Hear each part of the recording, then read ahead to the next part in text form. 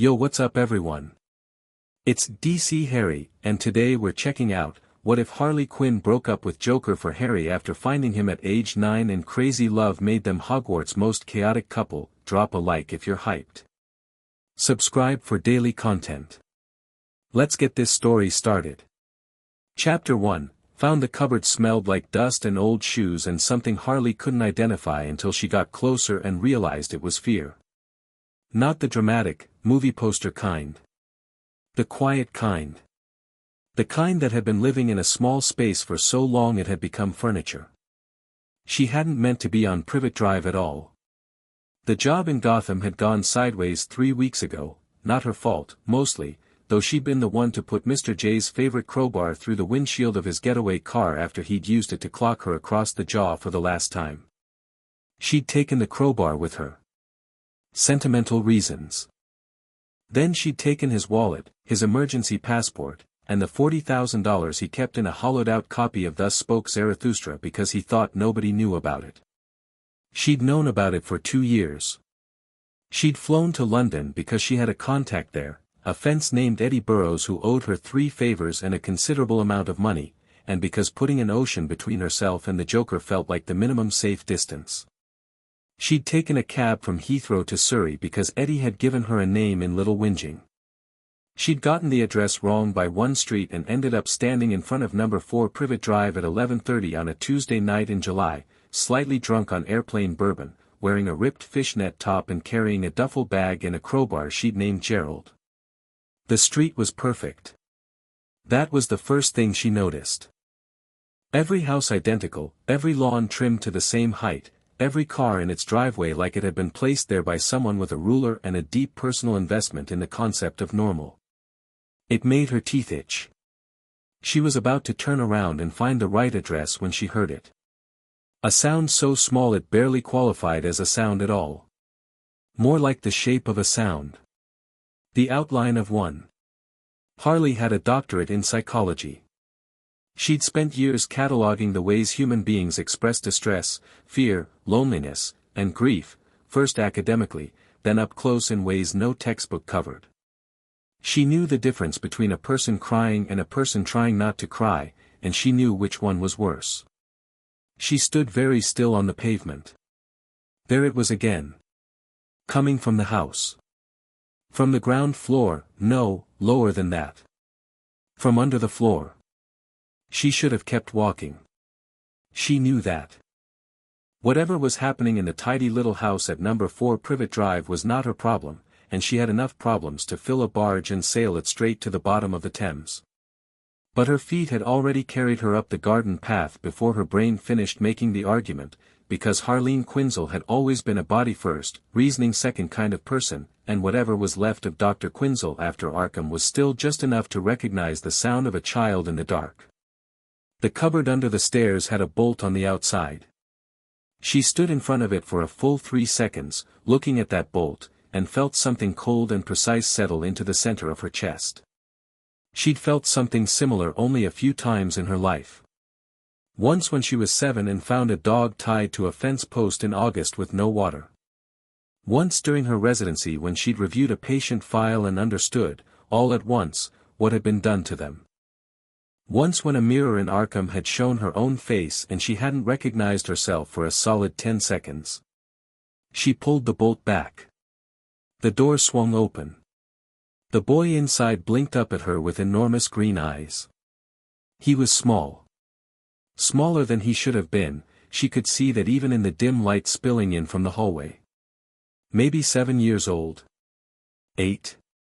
He was sitting on a thin mattress with a threadbare blanket pulled up to his chest, and he had the stillness of a child who had learned very early that making noise got you nowhere good. His hair was a black disaster. He had glasses held together with tape on the left lens. He had a bruise along his jaw that was maybe 4 days old, yellowing at the edges. He looked at her. He didn't scream. He didn't scramble back. He said, very quietly, "Are you a burglar?" Harley stared at him. "What?" "Mrs. Figg said there are burglars sometimes." He considered her seriously. "You have a crowbar." "Gerald's not, "He's mine," Harley said, which was not even close to what she'd meant to say. She crouched down to his eye level. "Hey. What's your name?" "Harry." "Harry what?" A pause. Barely a hesitation, but she caught it. "Potter." "How old are you, Harry Potter?" 9. He tilted his head slightly. "Are you going to rob them?" "The Dursleys?" "I wasn't planning on it." She looked at him steadily. "Were you in here when I knocked the door open? With the bolt on the outside?" Harry glanced at the bolt, then back at her. His face did something complicated and then went very carefully neutral, and Harley recognized that too, the smoothing over, the practiced blankness, the learned behavior of a child who discovered that expressing feelings about certain things made those things worse. "They lock me in sometimes," he said. "When they go out. So I don't, so nothing happens." "What kind of nothing?" He shrugged, and the shrug was the saddest thing she'd ever seen. "Stuff. Things break when I'm around. Not on purpose." Harley looked at the bruise on his jaw. She looked at the bolt on the door. She looked at the mattress that was barely a mattress, and the single shelf bolted to the wall with a broken toy soldier and a library book with a cracked spine and a piece of paper that she realized, squinting, was a drawing, a woman on a rooftop, stick figure small, hair like flames or pigtails, and a night skyline behind her. She looked back at Harry. "Pack your stuff," she said. Harry blinked. "What? You got stuff. Pack it." She straightened up and looked down at him. "You're coming with me." He stared at her for a moment with those enormous green eyes, and she expected hesitation, expected fear, expected the careful and reasonable response of a child who'd been taught that adults were dangerous and doors had bolts and the world was something that happened to you. Instead, Harry Potter reached under his mattress, pulled out a battered rucksack, and started packing. He was ready in under 2 minutes. He traveled light. That alone told her everything. She took his hand when they walked out of number 4 Privet Drive. She took it without thinking, the way you take the hand of a child who'd been in a dark place and was walking into a strange night with a stranger, because some gestures don't require analysis. His hand was very small. He held on like he meant it. At the end of the garden path she stopped and looked back at the house.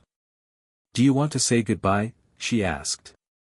She kept her voice even, but something in her tone must have given away the fact that she had opinions about this. Harry thought about it. Genuinely thought about it. Then he shook his head. "No," he said. "Can we go?" They went. She didn't take him back to Gotham right away. That would have been insane, and Harley she was working on the distinction between the fun kind of insane and the genuinely terrible decision kind. She had, in the 3 weeks since leaving the Joker, been making an aggressive effort to stay on the right side of that line. So instead she took Harry to a hotel in central London that wasn't nice but was clean, and she bought him chips and a Coke from the hotel bar, and she let him sit on the bed and eat while she sat in the chair across from him and tried to figure out what she'd just done. What she'd just done, she decided by the time he'd eaten 3/4 of the chips, was the first genuinely right thing she'd done in about 3 years. He ate like someone who wasn't sure when the next meal was coming. She noticed. She ordered more chips. "So," she said, while he was working through the second portion. "Harry. What do you know about your parents?" He looked up.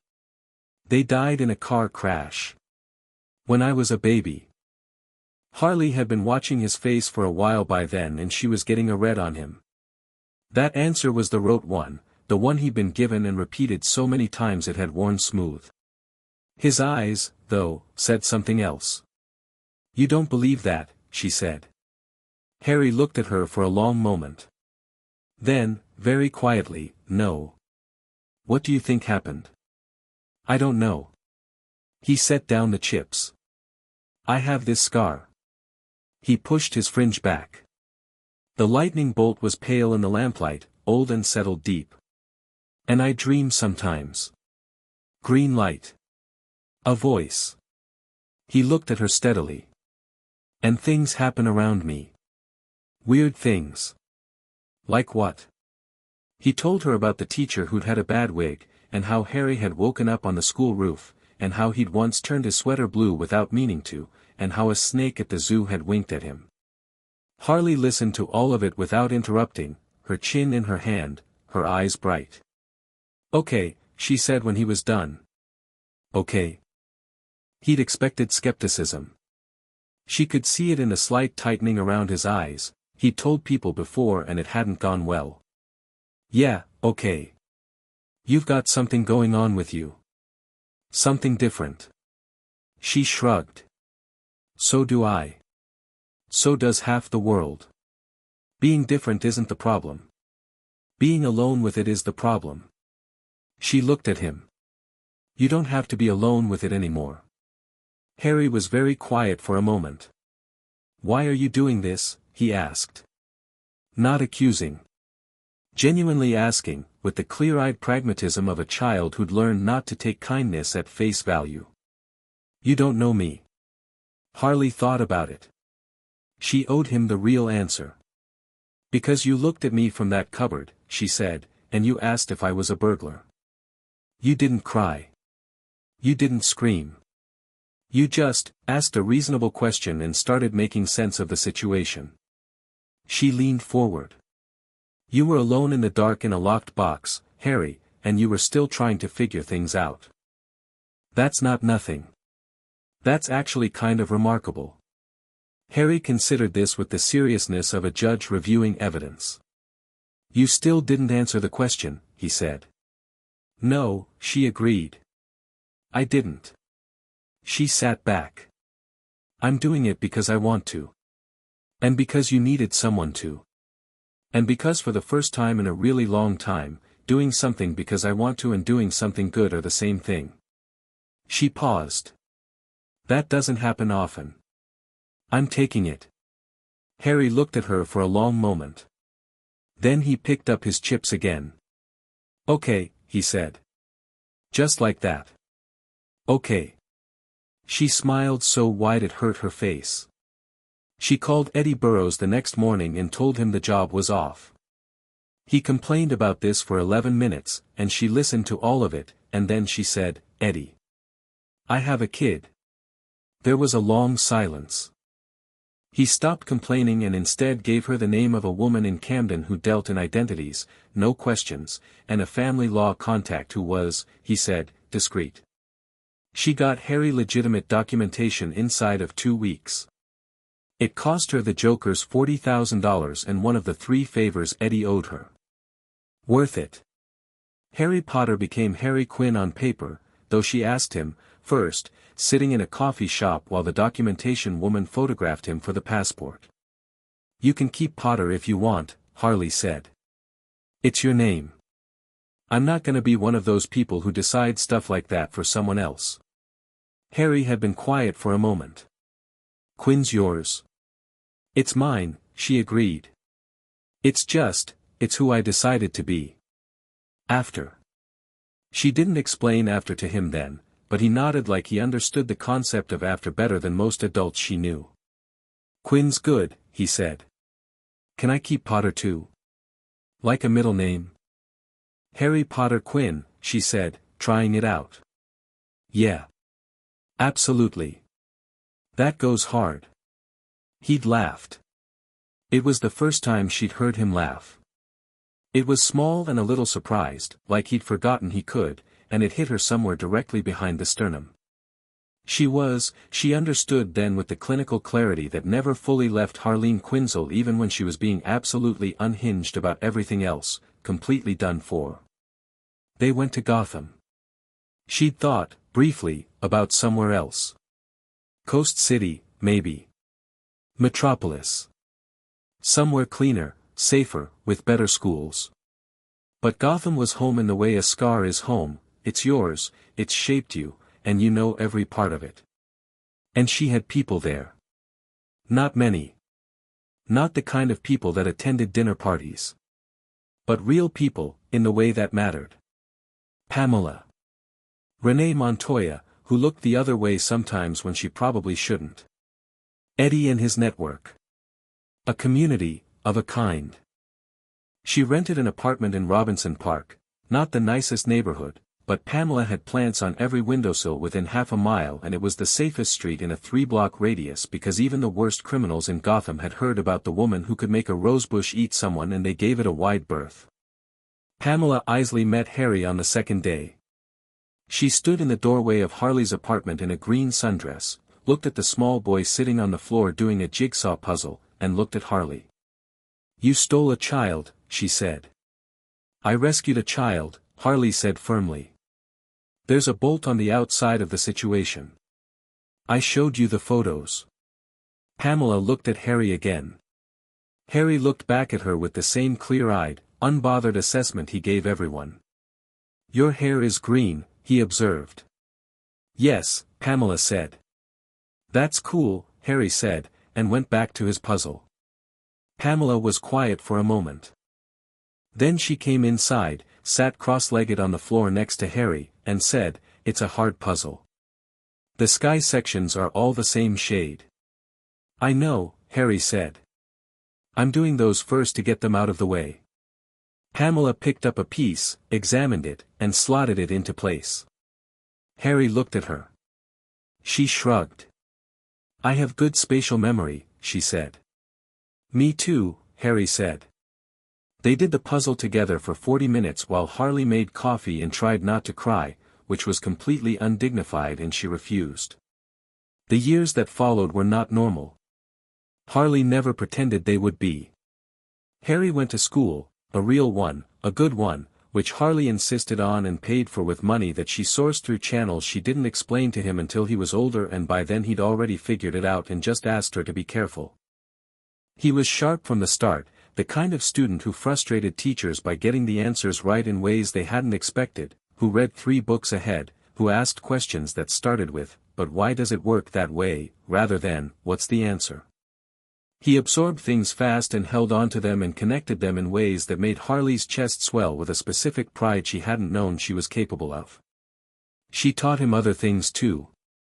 Not crime, she was very clear about that, not because she thought crime was always wrong, but because she thought Harry had the kind of mind that needed to choose his own relationship to the law when he was old enough to understand what he was choosing. Instead, she taught him psychology, because it was the most useful thing she knew. How to read people.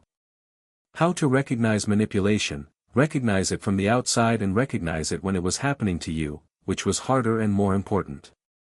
How a person in power made you feel small. How a person who loved you made you feel seen. She also taught him how to fall without getting hurt, because Gotham and she was practical about it.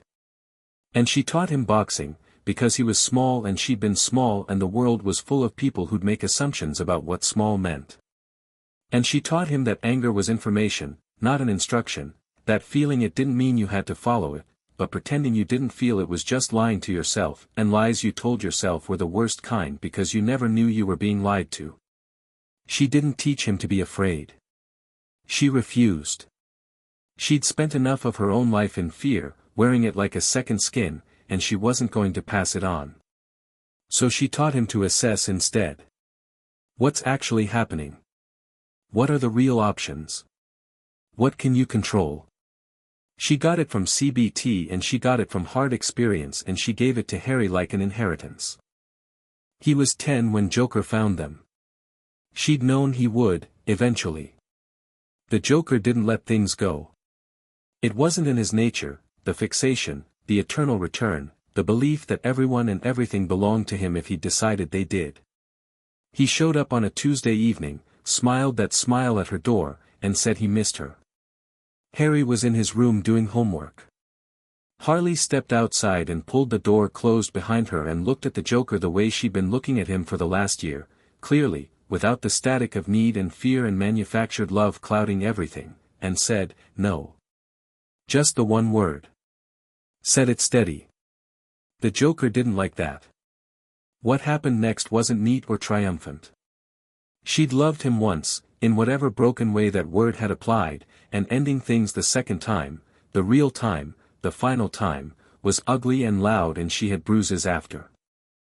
But she'd also put Gerald the crowbar through his knee before it was over, and he limped away, and he didn't come back. Not because she'd beaten him, she'd never fully beat him in a straight fight and she knew it. Because she'd looked at him during it with zero fear, and she'd laughed, and that unnerved him more than the crowbar had. Harry was standing in the hallway when she came back in. He'd heard the whole thing through the door. She looked at him. He looked at her. "Are you okay?" he asked. "Yeah," she said. "Baby steps." He went and got the first aid kit from under the sink. He was 10 years old and he applied antiseptic to her split lip with more care than most adults she'd known, and he didn't ask who the Joker was because he'd heard enough to know, and he didn't say anything about it being bad or scary because he understood on some instinctive level that what she needed right then was not to have it be a bigger thing than it already was. When he was done he snapped the kit shut and looked up at her and said, "I think you should put a better lock on the front door." "Yeah," she said. "You're right. I'll ask Pam if she can do the thing with the vines." "The thing with the vines is very aggressive, Harry." "Good," he said. She'd laughed until she was crying, which was not what she'd planned but was probably what she'd needed, and Harry had sat next to her on the kitchen floor with his shoulder pressed against hers, steady and present, and she'd understood, in the way she understood things that were true all the way down, that this was the realest thing in her life. This small, impossible, extraordinary kid. He was 10 when they had the first proper conversation about magic. She'd been building up to it. She'd known since the hotel in London that there was something, and she'd looked into it, discreetly, through channels, because Gotham was a city where impossible things was a category people took seriously. She'd found reference to a hidden community. Wizards. A whole parallel world running alongside the regular one. She'd thought about telling him sooner but she'd been selfish, she'd wanted a year with him that was just theirs, just normal chaos without anything enormous attached. She figured she was allowed that. She told him on a Sunday afternoon on the roof of the building, where he'd taken to sitting when he wanted to think. She laid it all out. Wizards. Magic. The signs he'd described, the accidental occurrences, the roof, the snake. She gave him the facts and she gave him her interpretation and then she stopped and let him have the silence. He sat with it for a while. "So my parents," he said finally. "They were probably, yeah. And something happened to them. Something magic. That's my read." He looked out over Gotham's skyline, all grays and oranges and the blinking lights of a city that never entirely slept. "And you think there's a school?" "I think there's probably something like a school, yeah. The way every culture's got something like a school for these things. I've been trying to find it." He turned to look at her. "Why didn't you tell me before?" She was honest. She always was with him. One of the things she'd decided early on was that she would never lie to him about the important things. "Because I was being selfish. I wanted you to just be mine for a while before you found out you were also something else." He looked at her for a long moment. "I'm still yours," he said. "That doesn't change because of where I came from." She reached over and ruffled his hair, which he tolerated because she was the only person he tolerated it from. "I know," she said. "I know that now. When do you think they'll contact me?" 11, usually. That's when they seem to, from what I found." He nodded. "Okay. We've got time to prepare, then." She noticed that too. They prepared. Harry read everything she could get him, which was not much on the wizarding world directly but was substantial on related subjects, because Pamela had a contact who had a contact, and Gotham's magical underground was small but real. He read about potions and herbology with Pamela, who turned out to have her own relationship with the non-standard and found Harry's serious, systematic approach to plant biology deeply satisfying. He read history and theory. He did the accidental magic deliberately when he could, chasing the feeling of it, learning to recognize the moments when it was available to him. He was 11 when it clicked. When the accidental stopped being accidental. He was sitting across from Harley at the kitchen table doing homework and she was reading, and he said casually, "Pass me the pen," and it slid across the table to his hand without either of them touching it. They both stared at it. Then Harley slammed her hands on the table and stood up and said, in a voice that brought Pamela running from the living room, "That was the coolest thing I have ever seen, and I have seen Batman punch a shark." Harry was grinning. It felt like turning a tap on. "Like I can feel where it is now." "Oh my God," Harley said. "Do it again. Do the pen again." "Harley, do the pen again, Harry." He laughed and did the pen again. Pamela stood in the doorway and said, "Oh," very quietly, and then she said, "Harry, have you ever tried to talk to plants?" And that conversation went on for 2 hours. The letter came 3 weeks after his 11th birthday. It arrived the way letters apparently arrived for wizards, owl, which was alarming at 6 in the morning because nobody expects an owl in a Gotham apartment at 6 in the morning, and Harley made a sound that was not dignified and knocked over her coffee, and the owl sat on the kitchen counter looking profoundly unimpressed while she collected herself. Harry, who had been awake already because he was that kind of person in the mornings, took the letter from the owl with perfect calm, fed it a piece of toast because it looked like it had been flying a while, and opened the envelope. He read it standing at the kitchen counter. Harley watched his face. He looked up. "Hogwarts School of Witchcraft and Wizardry," he said. "It's in Scotland." "Scotland," Harley echoed. "How far is Scotland from Gotham?" "Very far," Harry said. "Different country. Different planet, kind of." She crossed the kitchen in 3 steps and read over his shoulder. "Mr. H.P. Quinn." They'd found him under her name. She felt something complicated about that, proud and territorial and slightly weepy, which she categorized and set aside for later processing.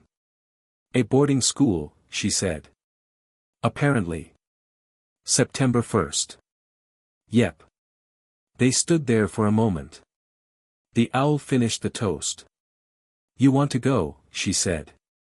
"Obviously," he said. "Obviously," she agreed. She put her hand on top of his head, briefly, the way she did when she wanted to hold on to something. "Okay. Then we figure out how to get you there, and we figure out how this works, and we figure out how often I can visit Hogsmeade," he said, already looking at the parchment. "There's a village near the school.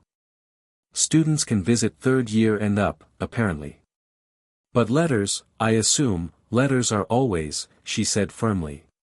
"Letters are constant. Non-negotiable. Once a week minimum, more if anything happens." "Agreed. And if anyone messes with you, Harley." "I'm just saying, I know what you're saying," he said, and he turned to look at her with those green eyes that had been growing steadily more perceptive and more amused for the past 2 years. "And I think you should know that I have approximately 47 contingency plans for various scenarios." 47, she said. "I may have been anticipating this." She stared at him. Then she pulled him into a hug that he returned fully and without any of the hesitation that had been there at the beginning, 2 years ago, before he'd learned that being held didn't always come with a cost. "My kid," she said into his hair. "My absolute unhinged, brilliant, perfect kid." "You're getting sentimental," he said against her shoulder. "I am allowed to be sentimental," she said. "I do loads of unsentimental stuff, I've earned this." He laughed. She held on. Outside, the owl found the window, helped itself out, and disappeared into the Gotham morning. She took him to Diagon Alley through a contact Pamela's contact had eventually provided, a wizard sympathizer who operated out of a bookshop in Camden and who led them through a wall in the leaky cauldron without ceremony and emerged into a street that made Harley stop walking entirely for a solid 10 seconds. "Oh," she said. "Yeah," said Harry, who had also stopped. It was extraordinary. The kind of extraordinary that bypassed the cynical part of the brain that usually processed extraordinary things, and went straight to the part that was still 6 years old. Shops piled high with things that moved and glowed and defied reasonable physical expectations. People in robes. Owls. An apothecary with jars in the window that appeared to breathe. Harry was already noting everything with that systematic attention he'd developed, filing it, connecting it, building the map. He had a list. He always had a list. She let him lead, because she'd learned early that he needed to be the one setting the pace in new environments. Not because he was scared, fear wasn't really his thing anymore, but because he processed best when he was moving at his own speed. Gringotts first, because the letter had mentioned a vault and they needed to understand what that meant. The goblins were not warm. They weren't meant to be warm. They were efficient and precise and looked at Harry with expressions that were hard to read, and Harry looked back at them with the same neutrality, and Harley watched the teller's eyebrow twitch upward by approximately 3 millimeters when Harry signed his name and asked, calmly, what the total balance of Vault 687 was and whether there were any fiduciary documents he should review. The teller looked at him for a long moment. You will need a guardian signature for the vault access, it said. She's right here, Harry said, nodding at Harley. She has documentation. The teller looked at Harley. Harley produced the guardianship papers that had cost her 40,000 Joker dollars and a favor, and smiled. They got into the vault. Harry stood at the entrance for a moment, looking at the gold. There was a lot of it. Enough that it meant something, that his parents had been someone, had had a life, had left something behind. He was quiet for a moment in the way he sometimes went quiet where she knew not to fill the space. Then he said, right, and started figuring out the exchange rate. She wrote him the letter on the night before September 1st, sitting at the kitchen table with Pamela watching from the doorway. She'd started it 6 times. She was, among other things, a trained writer. She'd published 3 academic papers before Arkham and a considerable amount of questionable material after, but nothing she'd been able to write felt like the right thing. She kept starting with I love you and that was true but it wasn't enough and it wasn't Harley, and she kept starting with rules and there were no rules she'd give him because he already knew the important ones and the rest were arbitrary, and she kept starting with be careful and she couldn't write that with a straight face. She wrote, Harry, you are the best thing I have ever accidentally done. I broke into the wrong house and found you in the dark and my entire life reoriented around that fact, and I would break into that house 1,000 times. You are the smartest person I know and I know some genuinely remarkable people. You are brave in the right way, not the way that ignores fear but the way that doesn't let it make decisions. You are funnier than you act like you are. You are kinder than you let most people see, which I understand but I hope you let a few people in. Don't let anyone tell you who you are. You've already figured that out. Don't let anyone make you small. You've never been small. Don't let anyone turn you into something useful for them without asking whether it's useful for you first. I'll write every week. Write back. Tell me everything. If anyone hurts you, tell me. If anyone tries to run your life, tell me. If you find out anything about your parents, tell me that too, but take your time. Some things deserve to be found slowly. You are Harley Quinn's kid. That means something. I'm still working out what all the things it means are, but one of them, non-negotiably, is this: you are loved completely. No conditions. No bolt on the outside. Go be extraordinary. You already are. Your mom, yes, Mom, I'm calling it, argue with me, she sealed it and tucked it into the trunk between his defense books and the hoodie she'd folded up small so it would fit. Pamela said, from the doorway, you called yourself Mom. Don't, Harley said. That was the first time you, Pamela, I swear to, I'm just noting, one more word and the Hogwarts school owl is delivering your mail for a month. Pamela smiled. It was her real smile, the one that reached her eyes. You're going to be fine, she said. Both of you. Harley looked at the sealed letter on the table. Yeah, she said. I think we are. Platform 9 3/4 was accessed through a barrier between platforms 9 and 10 at King's Cross Station, which Harley thought was genuinely, brilliantly, perfectly absurd, a magical world hidden in a wall in a train station, available only to those who knew to walk directly at something that looked solid. She walked Harry there on a trolley loaded with his trunk and the owl she'd bought him in Diagon Alley, a small barn owl he'd named Athena with the complete seriousness of an 11-year-old boy who'd been reading mythology, because Harry didn't do anything halfway. At the barrier she stopped. Harry stopped too. He turned to look at her. "You can't come through," he said. Not a question. He'd read everything about Hogwarts he could find in Diagon Alley. "I can get you to the train," she said. "I'll walk you up." "I know." He looked at her in the level, direct way that never entirely shed the seriousness of the boy in the cupboard, even when the rest of him had grown so far past that. "I'll be okay." "I know you will," she said. "I'm allowed to not want you to go." "Yes," he agreed. "You are." She reached out and adjusted the collar of his jacket, a dark green thing she'd bought him because it worked with his eyes and she was allowed to be a little bit vain about her kid. She straightened it, then left her hands on his shoulders for a second. 47 contingency plans, she reminded him. 48, actually. I added one this morning. My God, she said. What's 48? He smiled. It was a full smile, the one that went all the way to the crinkle at the corner of his eyes. That one's for if you show up in a blaze of glory and burn the whole thing down, he said. I've got an evacuation route worked out. She laughed. She kissed the top of his head, quick, before he could dodge it.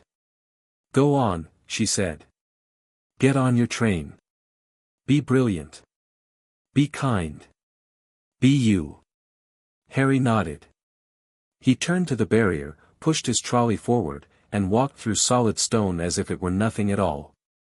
Harley stood at the barrier for a moment, her hand flat against the brickwork, warm from his passing.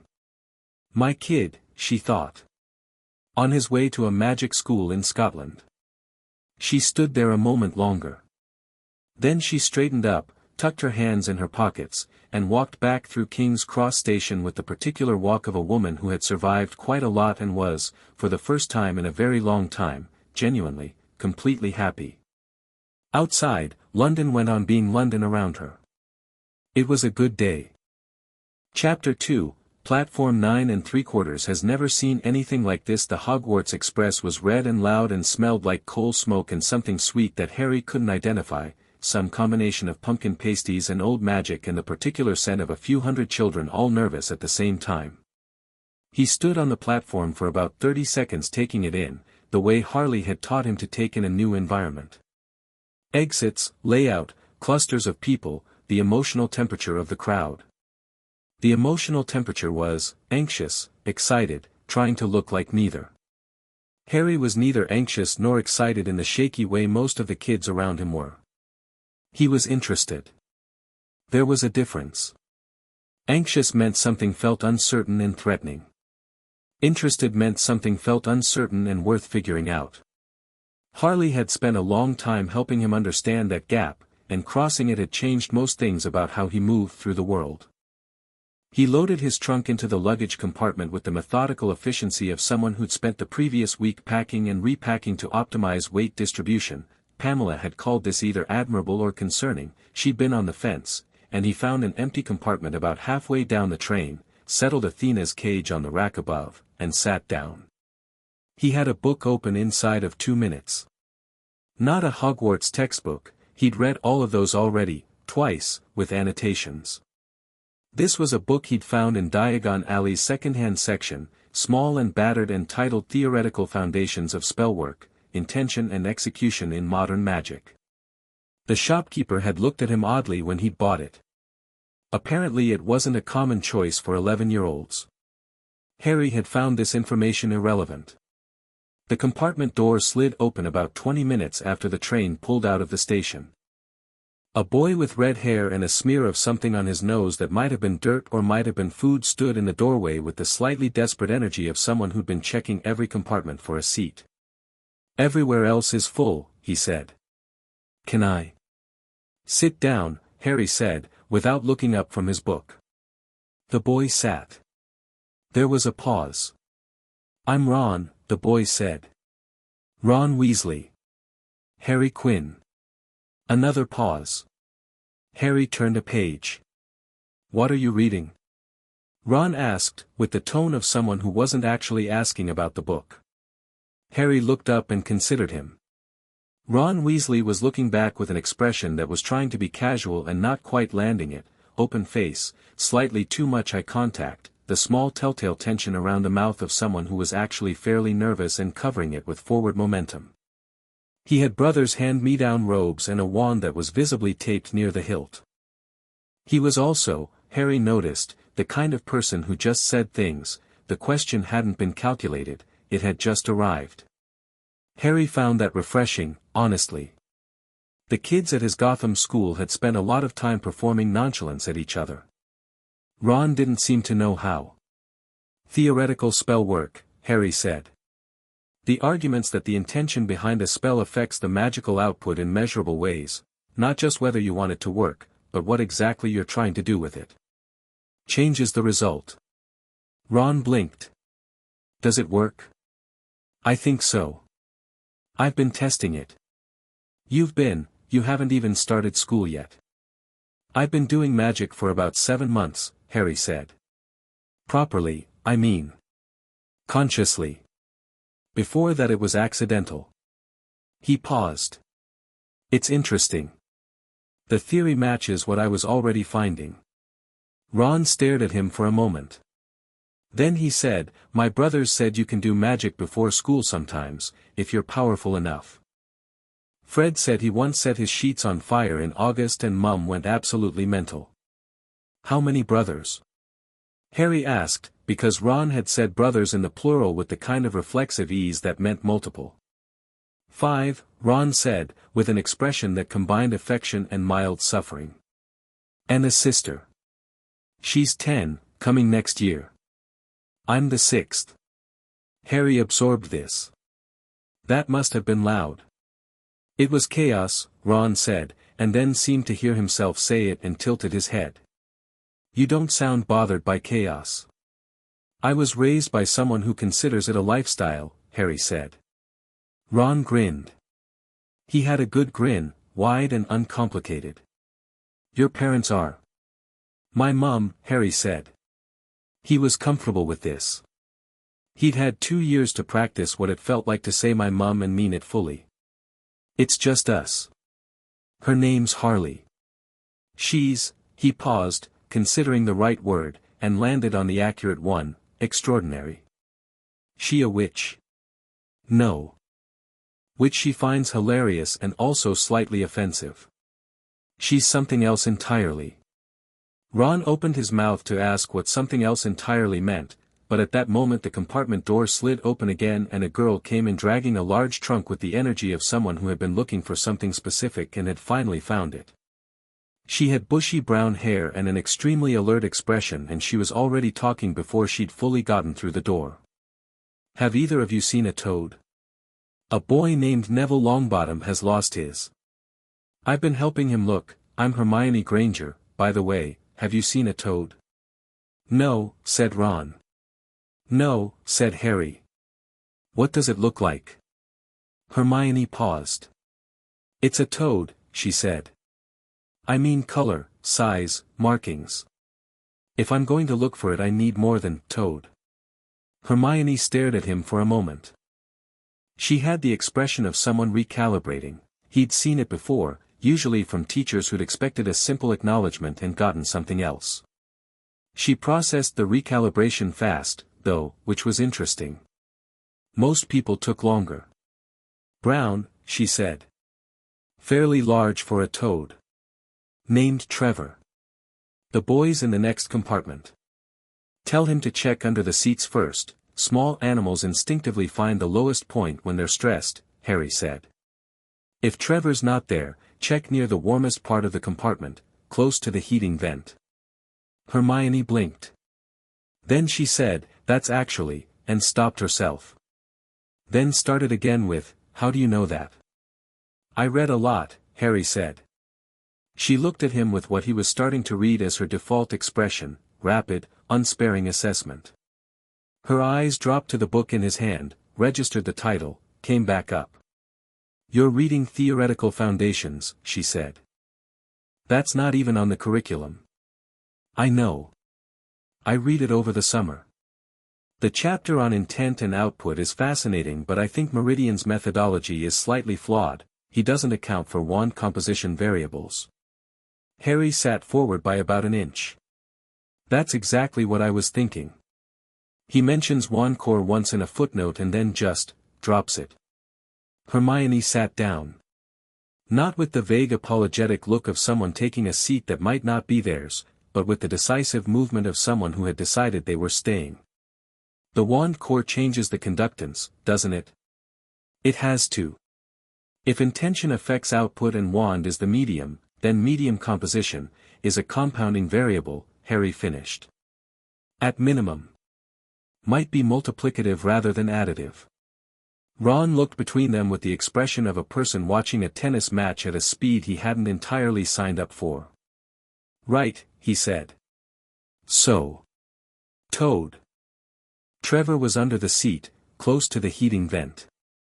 Neville Longbottom was a round-faced boy with an expression of perpetual mild anxiety and a grip on Trevor that suggested he'd lost the toad before and wasn't keen to repeat the experience. He thanked Harry with a sincerity that was slightly overwhelming, and Harry, who hadn't done it for the thanks, just nodded and went back to his compartment. He had a good feeling about this year. He'd had it since the letter, a specific and uncharacteristic optimism that he'd examined from various angles and decided was justified rather than naive. Hermione followed him back into the compartment, which he'd expected. Ron was already there eating something from a trolley that had come round, and he offered sweets to both of them with the automatic generosity of someone from a large family who shared things without thinking about it, and Harry discovered that Bertie Bott's every flavor beans were real and meant every flavor, because the third one he ate was definitively grass, and Ron laughed so hard he nearly choked, and Hermione explained the statistical probability of various flavor distributions, and by the time they changed into robes somewhere north of the Scottish border, Harry had concluded that these two were going to matter. He was right about very few things being uncertain at this point in his life, but he was certain about that. The boats across the lake were Harley's fault. Not literally, she hadn't designed them, but the way Harry reacted to them was.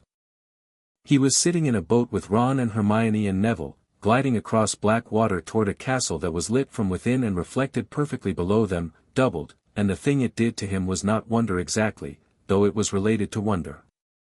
It was the feeling Harley described as the moment before something becomes real, the suspended instant when possibility is still infinite. She'd described it to him once when they were on the roof of the Gotham apartment, watching thunderclouds build over the city, and he'd understood it then and he understood it again now.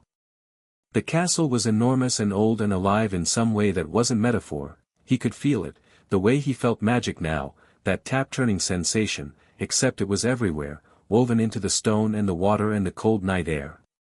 "Wicked," Ron breathed. "It's architecturally remarkable," Hermione said, but her voice had gone slightly soft in a way that undercut the scholarly delivery.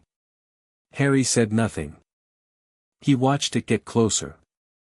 The Great Hall was everything the books had described and things they hadn't, the ceiling showing the sky outside, the candles floating at heights that served no structural purpose but were perfect, the 4 long tables lined with students who were doing a convincing job of looking casual while clearly watching the first years with intense interest.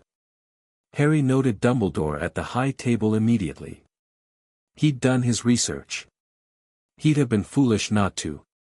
The headmaster of Hogwarts, widely considered the greatest living wizard, architect of the defeat of Grindelwald, head of the Wisengamot. A man who had, apparently, spent considerable effort arranging for one Harry Potter to be placed with relatives in Little Whinging, Surrey, in a house with a cupboard under the stairs. He'd found out about that in Diagon Alley. Not from anyone who told him directly, nobody had told him directly, but from the way people reacted when he said his name. The recognition, the shock, the second look. Harry Potter. The name meant something here that it didn't mean outside, and whatever it meant was connected to something that had happened 11 years ago, and whatever that was, someone had made choices about where he went after. Dumbledore had kind eyes and a long beard and the particular easy authority of a man so accustomed to power he'd stopped needing to perform it. He looked at the first-year students filing in with a warm, measured expression that Harry read in about 4 seconds. He was looking for someone. Harry kept his face neutral and looked somewhere else. The Sorting Hat sang its song, which was remarkable, a hat that could compose original music. That was an interesting piece of transfiguration work, and then Professor McGonagall began calling names. Harry watched the sorting with the same systematic attention he'd given everything else. The hat took varying amounts of time with different students. Hermione went to Gryffindor quickly, with the hat barely on her head. Ron went to Gryffindor, looking relieved in a way that suggested family precedent. Neville Longbottom went to Gryffindor after a long pause, with an expression of surprise that Harry found slightly heartbreaking, the expression of someone who'd expected the hat to hesitate and been braced for the wrong answer. Potter, Quinn, Harry. The hall went quiet in a specific way. Not the ordinary between names quiet. The kind of quiet that happened when a room full of people all had the same reaction at the same moment. Harry walked to the stool. He could feel the attention like a physical thing, hundreds of pairs of eyes, tracking him with varying degrees of recognition and curiosity, and the particular intensity of people who'd grown up hearing a name and were now attaching it to a face. He sat down. The hat dropped over his head, briefly turning the world into old canvas and darkness. A voice spoke, dry and very old, inside his skull. Well. This is interesting. Most people think so, Harry said back, silently, because he'd read enough to know the hat worked conversationally. A feeling like laughter, dry and papery. You're not what I expected. I've been sorting Potters for 3 generations. They're brave and warm and inclined to leap before looking. You're something different. I had good teachers. Yes. I can see that. A pause, and the hat seemed to be doing something, not just reading what was on the surface but going deeper, turning something over with care. You have loyalty here, real loyalty, you'd burn things down for the right people. You have ambition, real ambition, not the status-seeking kind, the kind that wants to know things, wants to change things. You have courage that isn't performing itself, which is the best kind. Another pause. And you have a mind that would make Salazar Slytherin himself sit up straighter. Tell me where I go, Harry said, because he genuinely didn't have a strong preference and he knew himself well enough to know he'd adapt to anywhere. What mattered was what he made of it, not what the hat decided. Where do you want to go? Wherever puts me in the best position to figure out what's actually happening at this school. The hat made a sound that might have been approval and might have been amusement. Gryffindor, it announced to the hall. The Gryffindor table erupted. Not because of him, he knew, because of the name. He took the hat off, handed it back to McGonagall, who was looking at him with an expression he couldn't quite read yet, and walked to the Gryffindor table. He sat next to Ron. Thought you might go Slytherin for a second, Ron said quietly. The hat took a while. It was considering options, Harry said. You lot make more noise. Ron grinned. Draco Malfoy found him after the feast, which Harry had expected. He'd watched the boy watch him throughout the meal, and the watching had been too calculated to not go somewhere. He was on the marble staircase headed toward Gryffindor Tower, following the prefects, when Malfoy appeared at his elbow. Potter. Quinn, Harry said, without stopping. A half-beat. Sorry. My name is Quinn. Harry Quinn. He kept walking. Potter's a middle name. Malfoy fell into step beside him, which took a small adjustment because he'd clearly intended to stop Harry, not follow him. Right. Quinn. My name is Malfoy. Draco Malfoy. I know, Harry said. A pause. You know. I heard you introduce yourself to several people during the sorting. You said your name like it was supposed to be a statement. He glanced sideways. I wasn't sure if it was or not. Draco Malfoy had the kind of face that had been trained since infancy to be neutral and managed about 70% of the time. The remaining 30% was visible in the slight tightening around the eyes that happened when something didn't land the way he'd planned. It was happening now. The Malfoys are a prominent family, he said. I'm sure, Harry said pleasantly. Most people who introduce themselves that way are from ones. They were nearly at the portrait of the fat lady. Around them, other first-years were shuffling forward with varying degrees of confusion about the directions. Malfoy stopped walking. Harry stopped too, because there was something about the way Draco Malfoy moved, the posture, the set of his jaw, the performance of confidence over something less certain, that he recognized. Not from personal experience, but from study.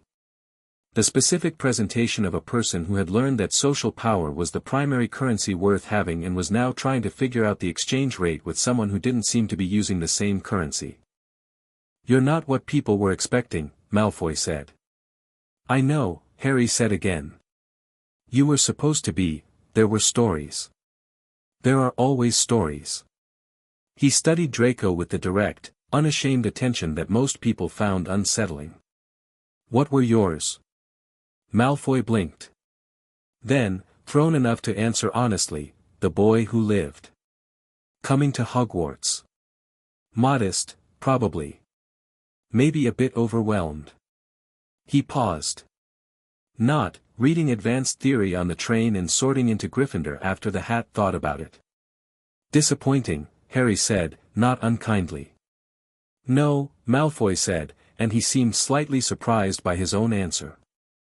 Not exactly. They looked at each other for a moment. The portrait hole was open, students filing through. Something moved in Malfoy's expression, complicated and unresolved, a question he hadn't figured out how to ask yet. I'll probably see you in class, Harry said, and went through the portrait hole. The Gryffindor common room was red and gold and warm and full of noise, older students milling around, first years clustered together in the way of people finding their footing. Harry found an armchair near the fire, not because he was cold but because good chairs near fireplaces get claimed fast and he was practical, and sat down with his book. Ron dropped into the chair across from him. Hermione sat on the end of the sofa nearby, already reviewing her Transfiguration textbook with the focused intensity of someone who was either going to be his most valued ally or his most interesting academic competitor, and possibly both. What was that with Malfoy? Ron asked. Conversation, Harry said. You know who his father is? I have a general sense. Harry looked up. Let me guess.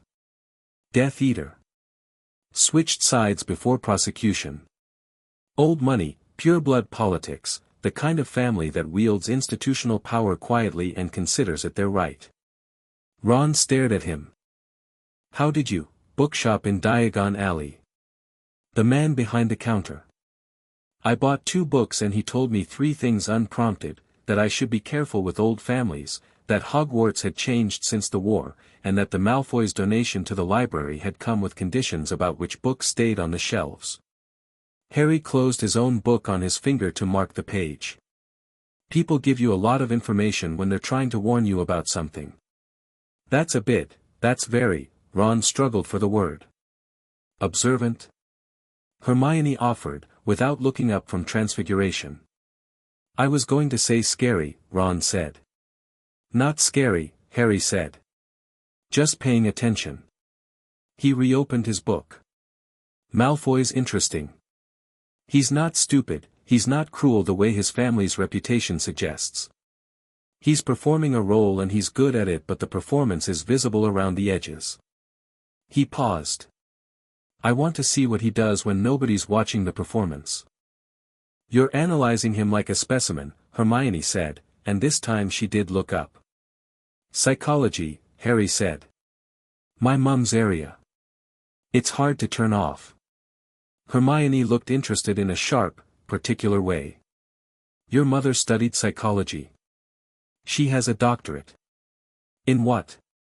Criminal and forensic psychology, with a secondary specialty in dissociative disorders. He said it the same way she might have said my mum makes good sandwiches. Matter of fact, fond. She was brilliant at it. She's brilliant at most things. Hermione was looking at him with that rapid recalibrating expression again.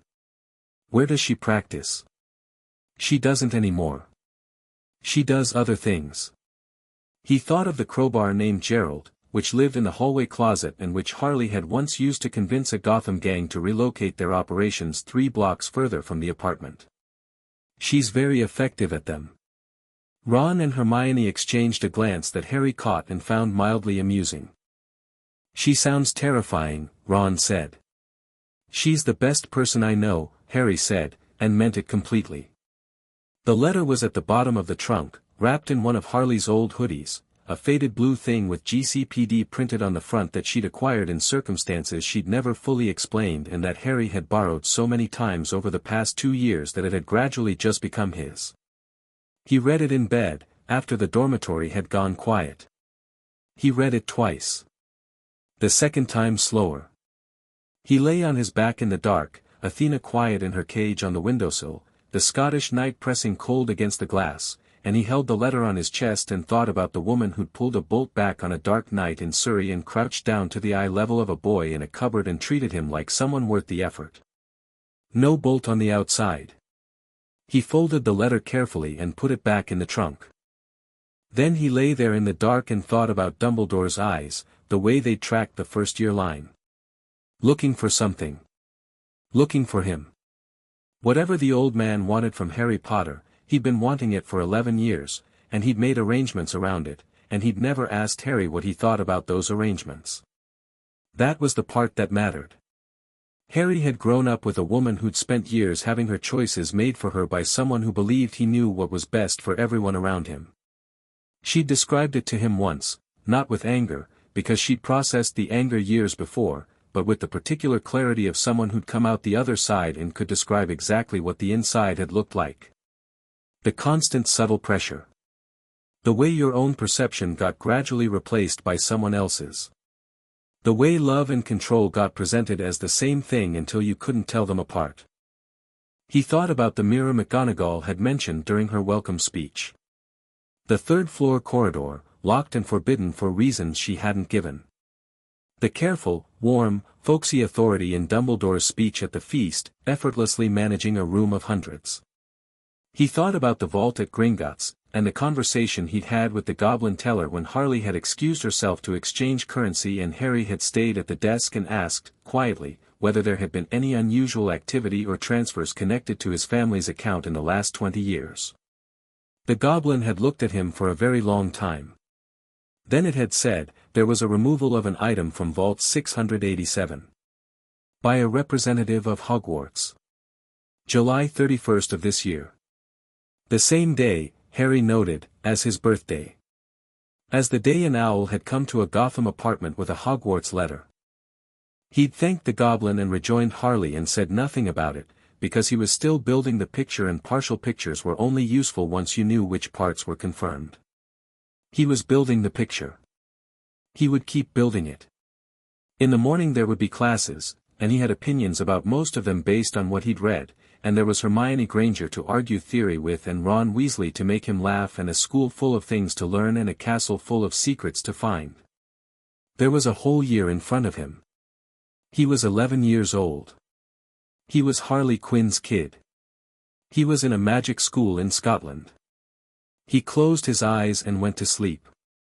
3 days later, McGonagall's Transfiguration class changed the general understanding of what Harry Quinn was.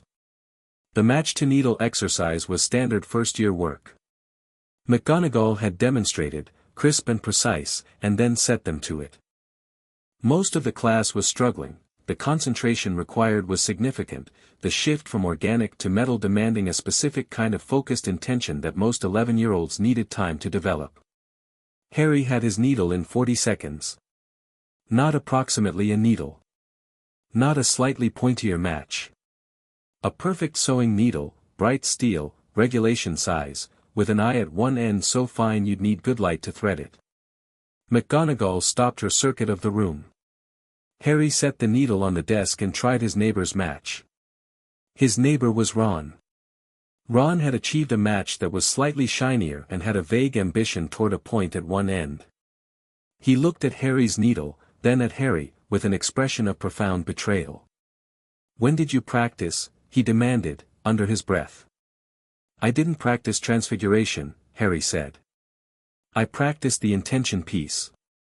Made it easier to direct. The intention, the theory thing from the train.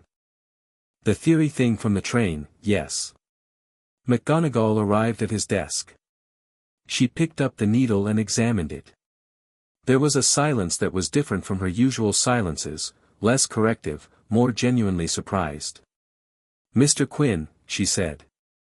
Professor. When did you begin studying transfiguration? I read the textbook over the summer, he said. And the Meridian Theory book. I've been thinking about wand-medium interaction since. He paused. I haven't formally practiced, I was trying not to, because I thought it'd be more useful to understand the principles first and let the practical inform them. McGonagall looked at him for a moment with an expression that was still recalibrating. Teachers were doing a lot of recalibrating this week. 5 points to Gryffindor, she said, which felt like it was only half of what she'd meant to say. She put the needle down and moved on. Harry looked at it. From 3 seats away, Hermione was watching him with an expression he was starting to translate as, I am competitive about academic performance and also deeply interested in how you just did that, and I'm going to figure out which of those feelings is winning. He picked up Ron's match and slid it back across the desk. Try thinking about what a needle does rather than what it looks like, he said quietly. You're trying to visualize the shape. Visualize the function. Ron frowned at his match. Then something shifted in his expression, and the match grew 2 millimeters of genuine point at one end. Oh, Ron said. Yeah, Harry said. Dumbledore found him on Thursday. Not dramatically. Not in a way that announced itself. Harry was in the library returning the Meridian book and collecting 2 others, and the headmaster was simply there, at one of the reading tables, as if he happened to be passing through. Mr. Quinn, he said, with the warm, measured pleasantness of a man who was never accidentally anywhere. Professor Dumbledore, Harry said. He stopped, because walking past would have been rude and he had nothing to gain from rudeness. Not yet. I understand your transfiguration display impressed Minerva considerably. The blue eyes, bright and kind and watchful. She tells me you've been studying theory independently. I had a good summer, Harry said. Indeed. And how are you finding Hogwarts? It's remarkable, Harry said, and meant it completely, which was the most useful kind of truth to offer someone who was also, simultaneously, looking for something from you. I've never been anywhere with this kind of magical concentration. The castle itself feels active. Like it's paying attention. Dumbledore's expression shifted very slightly, genuine pleasure, the way someone's face moves when a thing they love is recognized. It is, in a manner of speaking. Hogwarts has accumulated centuries of magical intent. The stones remember.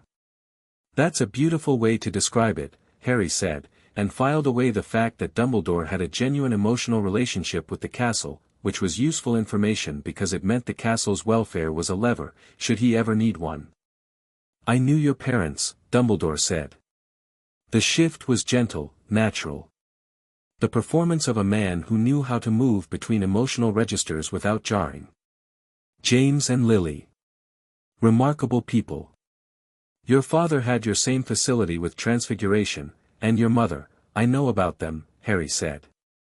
Pleasantly. Simply. Not everything, I'm still finding things out. But I know they were remarkable. He looked at Dumbledore steadily. I know they died for me. I know there was a war. A gentle pause. It must be strange to carry that history. Not really, Harry said. I had a mum who helped me understand that history is what happened, not what I am. He smiled, and it was a real smile. I think you'd like her. She has very strong opinions about people who make decisions for others. Something moved in Dumbledore's expression, too quick to fully catalogue. I hope to meet her someday, he said. I'm sure she'll be in touch, Harry said, with absolute cheerfulness, and went to collect his books. Walking back through the library stacks, he made a note of exactly what Dumbledore had asked, what he hadn't asked, and the precise way his eyes had shifted when Harry mentioned Harley. He pulled the small notebook from his bag. He had a system, neat and organized in a way nobody who'd met Harley would expect from her kid, but Harley had always been organized in the things that mattered even when she was chaos in everything else, and wrote 3 words. Knows about her. He underlined it. Then he closed the notebook, tucked it in the inside pocket of his robes, and went to meet Ron and Hermione for dinner. Hermione cornered him after dinner in the common room with a book and an expression that said she'd been thinking about something for a while and had decided to have the conversation. The Transfiguration, she said. You didn't practice. But you had results better than mine. She said it without resentment, but without comfortable softness either. She was stating a fact and she wanted to understand it. I practiced every day for a week. I know, Harry said. Your needle was excellent. Yours was perfect. Different approach, he said. Not better. The intention theory, she said. I've been thinking about magic as directional rather than mechanical, he said. Like, most of the books treat spellwork as a series of steps. Say the word, do the gesture, apply effort. And that works, clearly. But I think the effort piece is doing a lot of work that most teaching doesn't acknowledge. What you intend, not just that you intend it. Hermione was quiet, which for her was the equivalent of rapt attention. If you were thinking about the function of a needle, Harry continued, not the appearance but the purpose, what it does, what it's for, I think that's a more direct translation from intent to result. Because magic isn't, he paused, choosing words carefully, magic isn't a machine. It's more like a conversation. You say what you mean as clearly as possible and it responds. Hermione was looking at him with an expression he'd last seen in a mirror when he figured out something about magical theory that connected 2 things he'd thought were separate. I want to test that, she said. So do I, he said. We should compare notes. She sat down. He sat across from her. Between them, without discussion, they pulled out notebooks simultaneously, and Ron, arriving with a chessboard and the intention of a quiet evening, looked at the 2 of them and said, oh no. They're doing the brain thing. Together now, and sat down anyway, because he was Ron, and Ron's particular magic was that he stayed. The week ended with a flying lesson that went somewhat sideways. Madame Hooch was brisk and competent, the lesson straightforward, and everything was fine until Neville's broom shot up and took him with it and then dropped him from 20 feet, cracking his wrist. Madame Hooch took Neville to the hospital wing with instructions for everyone to stay on the ground and not touch their brooms. Draco Malfoy picked up the Remembrall that had fallen from Neville's pocket, examined it, and looked at Harry. Bet you're not allowed to have this back, he said. Not to Harry. At Harry. Testing something. Harry looked at him. He'd watched Draco all week. The performance and the edges of it. The moments in class when the performance slipped and something else showed through, a flash of something like loneliness, quickly covered, when he'd said something cutting and the Slytherins he was with had laughed in the way of people laughing along rather than finding something genuinely funny. Harry walked over, looked at the Remembrall in Draco's hand, and said, Are you actually mean to people, or is that just what you do when you're uncomfortable? Draco blinked. The small shift of someone whose script has gone entirely off track. Give Neville his Remembrall back, Harry said. He can find it when he gets back from the hospital wing. I'm not taking orders from, I'm not ordering you, Harry said. I'm asking you to do a decent thing. He met Draco's eyes evenly. That's different. The Remembrall sat in Draco's palm. The silence stretched. Then Draco put it down on the grass. Not thrown, placed. He turned and walked away without saying anything else. Ron appeared at Harry's shoulder. What just, he didn't throw it? No, Harry said. He was definitely going to throw it. He changed his mind, Harry said. Ron looked at Draco's retreating back, then at Harry. You're a strange person, he said, with complete affection. My mum would take that as a compliment, Harry said, and bent to pick up the remembrall for Neville. Saturday morning, he wrote back to Harley. He sat by the dormitory window with Athena perched on his knee and the autumn Scottish light coming in flat and clear, and he wrote 4 pages about the week. Theory and Transfiguration and Hermione and Ron and the castle's magic and the meal at the Slytherin table and what he thought about the first-floor classrooms and the moving staircases and the portraits that argued with each other. He wrote about Dumbledore. Everything he'd observed, the conversation in the library, his conclusions so far. He wrote it in the shorthand they'd developed for important things, casual language on the surface, specific and coded underneath, because Harley had taught him that important information shouldn't look important to anyone reading over your shoulder. He wrote last about the vault at Gringotts. The thing that had been moved on his birthday. Something's here, he wrote. In the school. Something they moved from Dad's vault the day I turned 11. The 3rd floor corridor's locked. I haven't been up there yet. I'm not rushing, I want to understand the setup before I go near it. You taught me that. I'm okay. I'm more than okay. I think I'm exactly where I should be. Write back soon. Tell me what Pam's plants are doing. Tell me if Eddie's been in touch. Tell me everything. He sealed the letter, tied it to Athena's leg, and watched her go. The window held her for a second against the sky, small and dark and purposeful, and then she was gone. Harry closed the window and picked up his notebook. He had 48 contingency plans. He was beginning to think he'd need to start working on 49. Chapter 3, Lessons in Controlled Mayhem. October hit Hogwarts like a cold hand on the back of the neck, sudden, sharp, and impossible to ignore.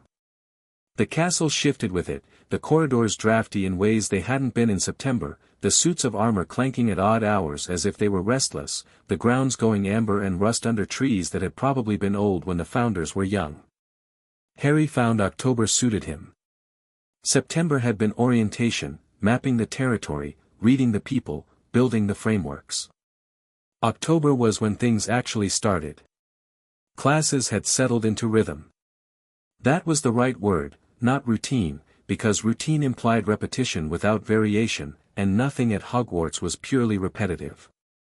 Rhythm. The recurring beats with improvisation in between, which Harley had once described as the difference between a metronome and actual music. Defense against the dark arts was the first place things got interesting. Professor Quirrell was, on the surface, a nervous man. The stutter was pronounced, the turban unusual, the general effect of someone who found the world slightly too loud in ways he couldn't manage. He moved through the classroom with the careful deliberateness of someone expecting things to go wrong and trying to get ahead of them, and he taught from the textbook with the faithfulness of someone who didn't fully trust what wasn't written down. Harry watched him carefully from the 3rd lesson on. He'd noticed it first in the 2nd week, the way Quirrell's stutter disappeared when he was reading aloud, the fractional shift in his posture when he thought nobody was looking at him directly, the way his eyes moved across the class in patterns that weren't random. Most people scanned a room with the basic social attention of someone checking for familiar faces or monitoring behavior. Quirrell scanned with the particular focus of someone looking for a specific thing, and whatever it was, he looked for it hardest when Harry was speaking or performing a spell. Harry kept this to himself. He wrote it in the notebook and moved on, because the data wasn't complete and he didn't do anything with incomplete data if he could help it. What he did do was make defense against the dark arts interesting in ways the curriculum hadn't intended. The counter-jinx for Ricta Sempra in the textbook is technically correct, he said in the 4th lesson, when Quirrell had assigned a written summary of standard shield charms, but it addresses the jinx after it lands. Is there a preventive approach? Something that intercepts during casting rather than after impact? The class went quiet. Quirrell looked at him. The stutter was present today. WL, Mr. Quinn, that would require, detecting the magical signature of the casting before the spell completes, Harry said. The wand movement has a specific arc. If you can sense the intention in the air before it finishes, like how a pressure change precedes a storm, he paused. I've been reading about anticipatory defensive theory. Florian's work, mostly. It seems underused. Quirrell's eyes had done something in the half-second Harry was talking. Not the stutter-nervous thing. Something else, flatter and more deliberate, dawned before most people would have registered it. Florian's W work is considered theoretical at best, he said. The curriculum covers, I know what the curriculum covers, Harry said pleasantly. I'm asking about what's outside it. From behind him, he heard Hermione's quill scratching. She was writing down the reference. Quirrell moved the class on. Harry wrote in his notebook that evening, Florian reference, real recognition. Not dismissal. The stutter is selected, not involuntary. Cross-reference with Harley's notes on performed anxiety as social management. He underlined performed anxiety. Charms was the opposite kind of interesting. Professor Flitwick was exactly what he presented as, a small man with genuine enthusiasm for his subject, the best kind of teacher because the enthusiasm was contagious and he had enough real knowledge behind it to back the feeling up. He taught charms the way a good musician talked about music, not just the notes but why the notes worked, why this chord after that one changed the whole emotional character of the piece. Harry loved it. He didn't hide that he loved it, which he knew some people in his situation might have tried to do, play it down, perform modesty, be careful about standing out too much. But Harley had raised him with a deep and specific contempt for hiding competence to make other people comfortable, and he saw no reason to start now. The Wingardium Leviosa lesson was the one people talked about after. Flitwick was demonstrating the swish and flick with a cheerful lecture on wrist angle and intention when Harry raised his hand and asked whether the swish was strictly necessary or whether it was a pedagogical simplification, a way of breaking down the motion for beginners that had become standard even though the actual magical mechanism didn't require it. Flitwick stopped talking mid-demonstration. "What makes you ask that?" he said, and the question was genuine interest, not deflection. "I've been doing the feather exercise without the swish," Harry said. "Just the flick and the intention. It works about the same, maybe slightly cleaner, actually, because there's less noise in the gesture." Flitwick looked at his own wand. Then he looked at Harry. Then he performed the charm with just the flick and watched the feather rise with the same effect, slightly crisper, and made a sound that was part professional delight and part mock offense. "I have been teaching the swish for 31 years, he said, in a tone that was more wondering than annoyed. He looked at Harry. "You're not wrong. The swish became standardized after Grindel's 1834 curriculum revision. It's a scaffolding tool." With sufficient intent focus, he stopped himself and grinned. "This goes on the board. You're getting the intention lecture." Hermione appeared at Harry's elbow between classes. "I need you to tell me everything about intention focus," she said, without preamble. "Walk with me," Harry said. "I'll explain what I've been working on." They walked the length of the charms corridor and halfway to the library while Harry laid out the theory, the framework he'd been building since the train, tested and revised over 6 weeks of practical work. Hermione listened with the focused silence she brought to things she was genuinely engaging with, which was different from her note-taking silence or her recitation silence. She interrupted twice, both times with questions that pushed the theory somewhere he hadn't fully thought through yet, and both times they stopped walking to work out the answer together, standing in the corridor with other students moving around them like water around stones. "The implication," Hermione said, as they reached the library door, "is that a sufficiently clear magical intention could partially substitute for formal wand technique in some charms. In some. Not all. The ones where the gesture is physically encoding a specific magical shape, those you can't skip. But the ones where it's just scaffolding, we could test the boundary," she said. "Work out which charms fall into which category." "I've started a list," he said. She looked at him with an expression that had become familiar over 6 weeks, the competitive and also reluctantly charmed look, slightly exasperated, fundamentally engaged. "Of course you have," she said. "You want a copy." "Obviously." He gave her the copy.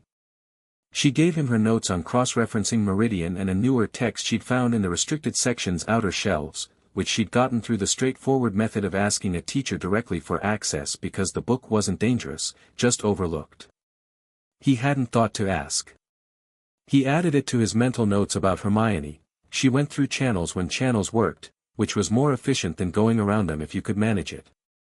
Different approaches, he told Ron that evening, when Ron asked why he and Hermione were always comparing notebooks.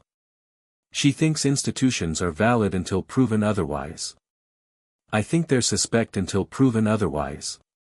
Between us we cover more ground. Ron considered this. Like how Fred and George always work a problem from opposite ends. Exactly like that.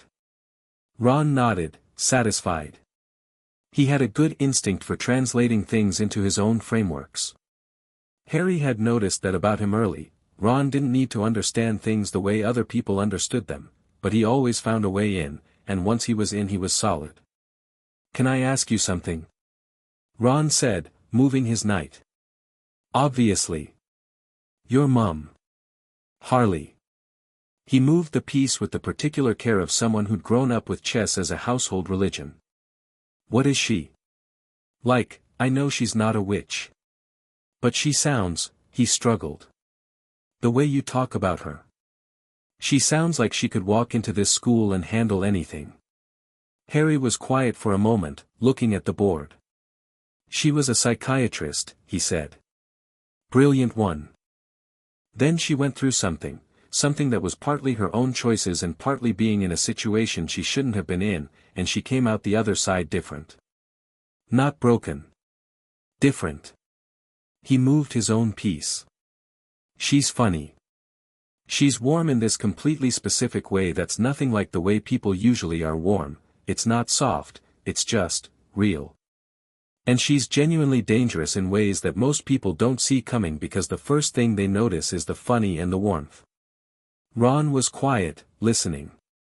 "The thing about her," Harry said, "is that she was told for a long time who she was, and she believed it because she trusted the person telling her, and when she finally stopped believing it she had to figure out who she actually was from scratch. And she did." He studied the board. "Most people can't do that. Most people, when the story they've been told about themselves falls apart, they just find another story to replace it with. She actually looked at herself without a story and built something real." Ron moved his bishop. "She sounds brilliant." "She is," Harry said. "Your move." "I just moved." "Your move again. Your bishop's in trouble." Ron looked at the board, saw it, and swore quietly. The first letter back arrived on a Thursday morning at breakfast, attached to Athena, who landed on Harry's shoulder instead of in front of him because Athena had opinions about etiquette and had decided Harry's shoulder was her preferred delivery platform. Harry unrolled it under the table.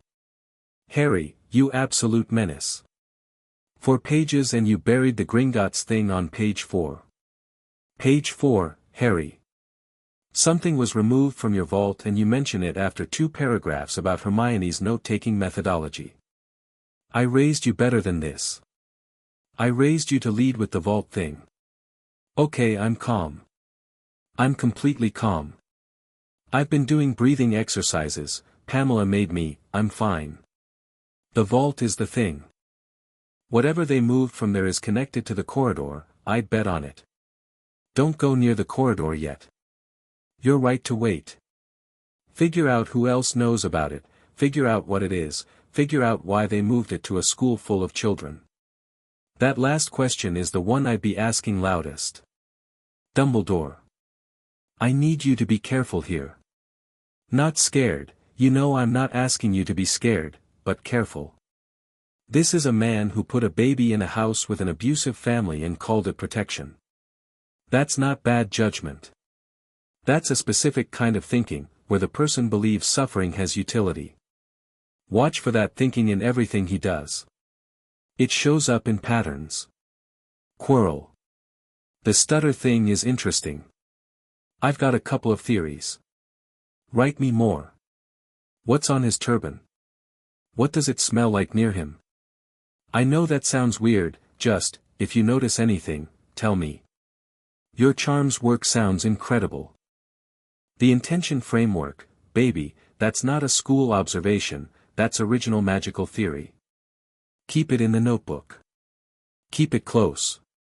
Pam says the vines are behaving, which means things are fine here.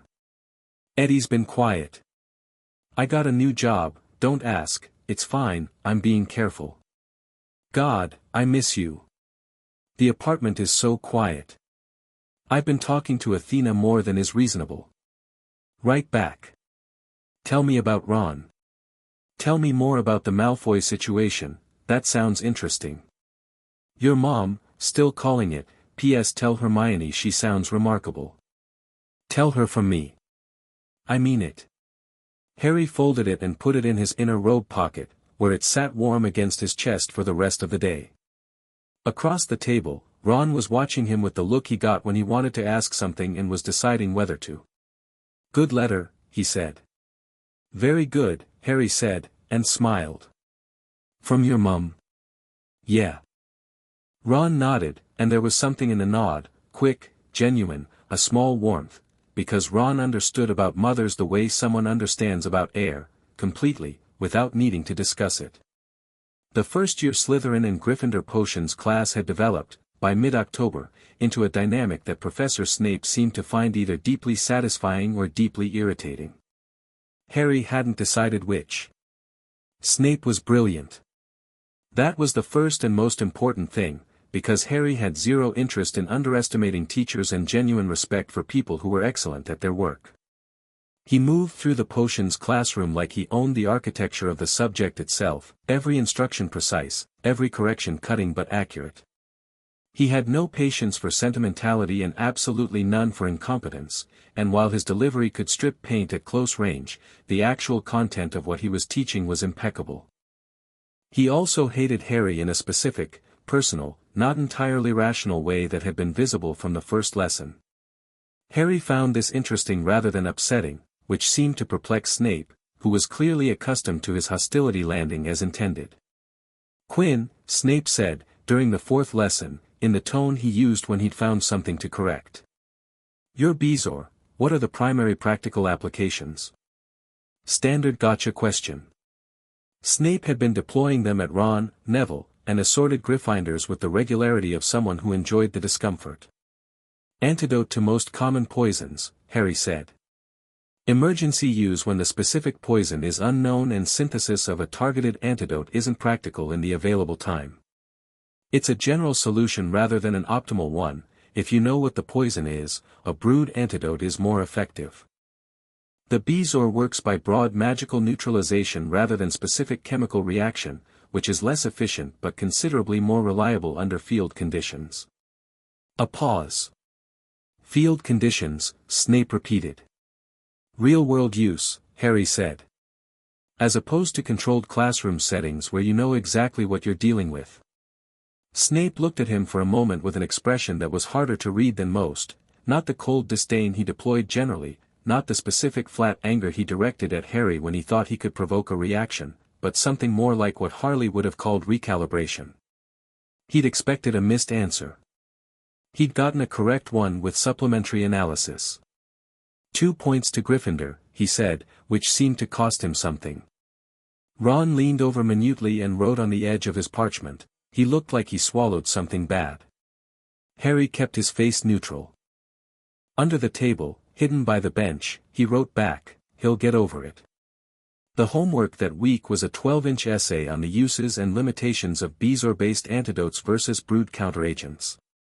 Harry wrote 20 inches and noted, in the final section, that the current curriculum treatment of emergency potions medicine was weighted toward controlled conditions in ways that might not serve students who encountered potions-related emergencies outside school.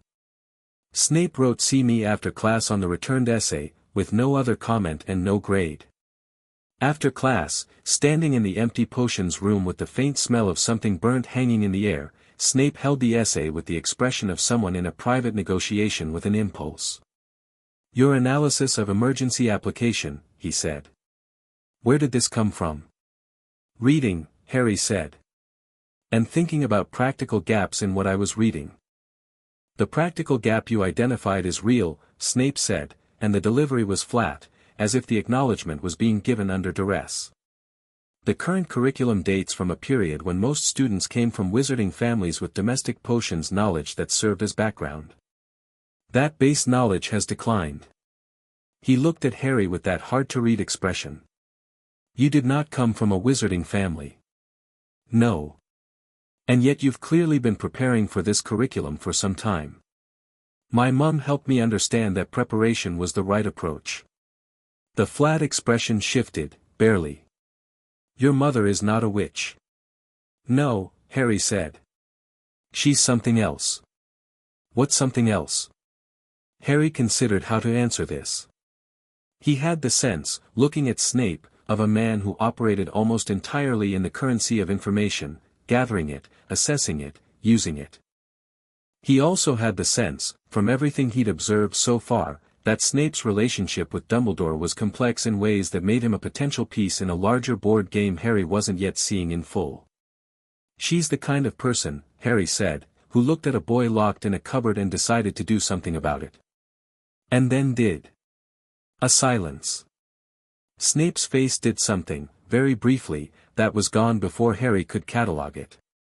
Then it was smooth again, sealed.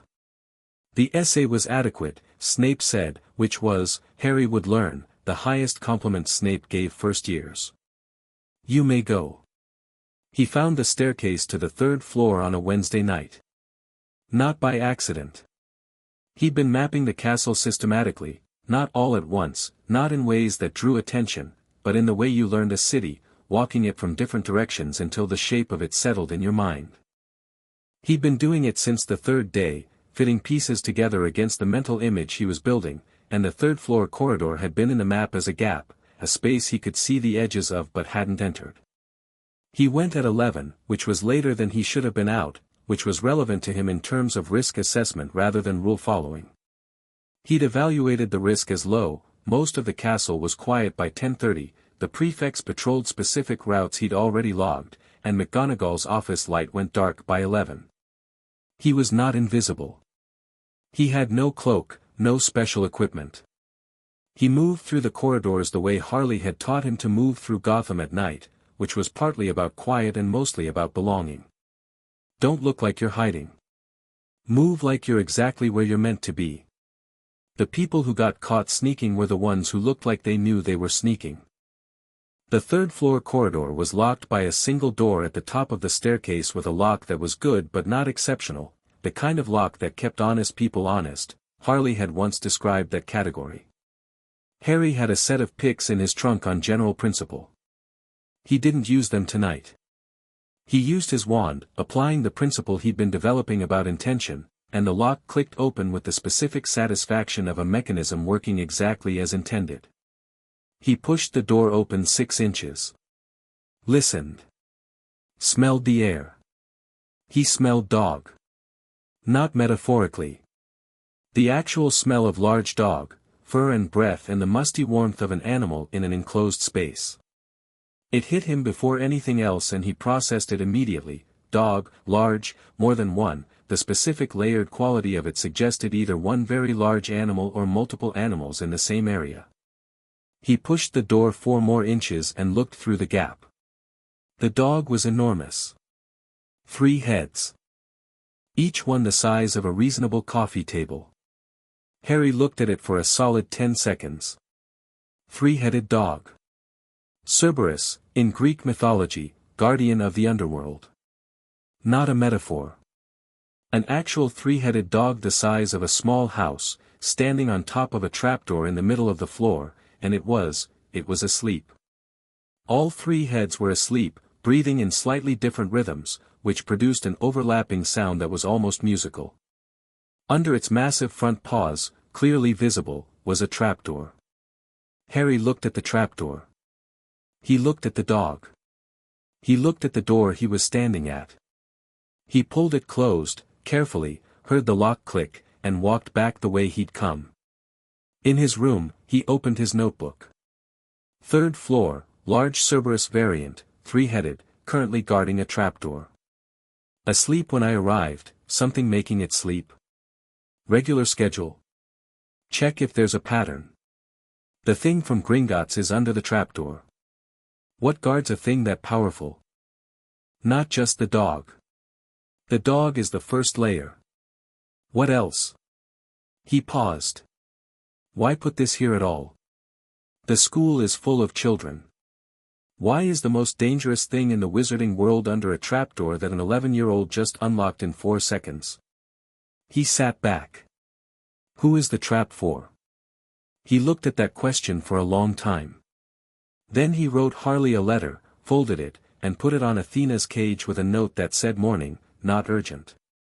He thought about it for another 10 seconds and changed not urgent to priority. Hermione found out about the corridor on a Friday. Not because Harry told her, he'd been deciding how much to share and with whom, and the answer was approaching yes, but he was still building the case. She found out because she was Hermione Granger and she noticed things. You've been adding something to your map, she said, sliding into the seat across from him in the library. She dropped her voice and leaned forward with the conspiratorial precision of someone who'd been thinking about this for a while and decided to simply go at it directly. The third-floor corridor. What did you find? Harry looked at her. She looked back. Her expression said, I will figure it out myself if you don't tell me, but that will take longer and I'd rather work together. He told her. She listened without interrupting, which was not typical for her, which told him how seriously she was taking it. When he finished she sat back and folded her hands on the table and looked at the ceiling for a moment. A Cerberus, she said. Yes. In the school. Third floor, yes. And a trapdoor. Under its front feet. And you think the thing Gringotts moved is down there? I think the evidence is consistent with that, yes. Hermione was quiet for another moment. The thing from Gringotts, she said carefully. There was a break-in at Gringotts in August. It was in the Daily Prophet, Vault 693 was broken into. They said nothing was taken. Harry looked at her. 693. 693, she confirmed. Which is interesting, because the timing matches your birthday and the moving of things and, Harry, what was in Vault 693? Something they considered worth the protections I found, Harry said. The Cerberus is just the start, then, Hermione said, with the tone of someone who is slightly terrified and also completely unable to leave a problem alone. There'll be more below. Almost certainly. She looked at him. You're not scared. I'm careful, he said. That's better than scared. She studied him for a long moment with the expression she used when she was updating her assessment of something. He'd come to value that expression because it meant she was being honest, she wasn't performing a reaction, she was actually revising. What do we do? She said. We landed cleanly. He noted it, appreciated it. We keep watching, he said. We find out what's down there. We find out who knows about it. He paused. And we figure out who would benefit from someone trying to get it. The person who broke into Gringotts, Hermione said. The person who broke into Gringotts failed, Harry said. Because the thing had already been moved.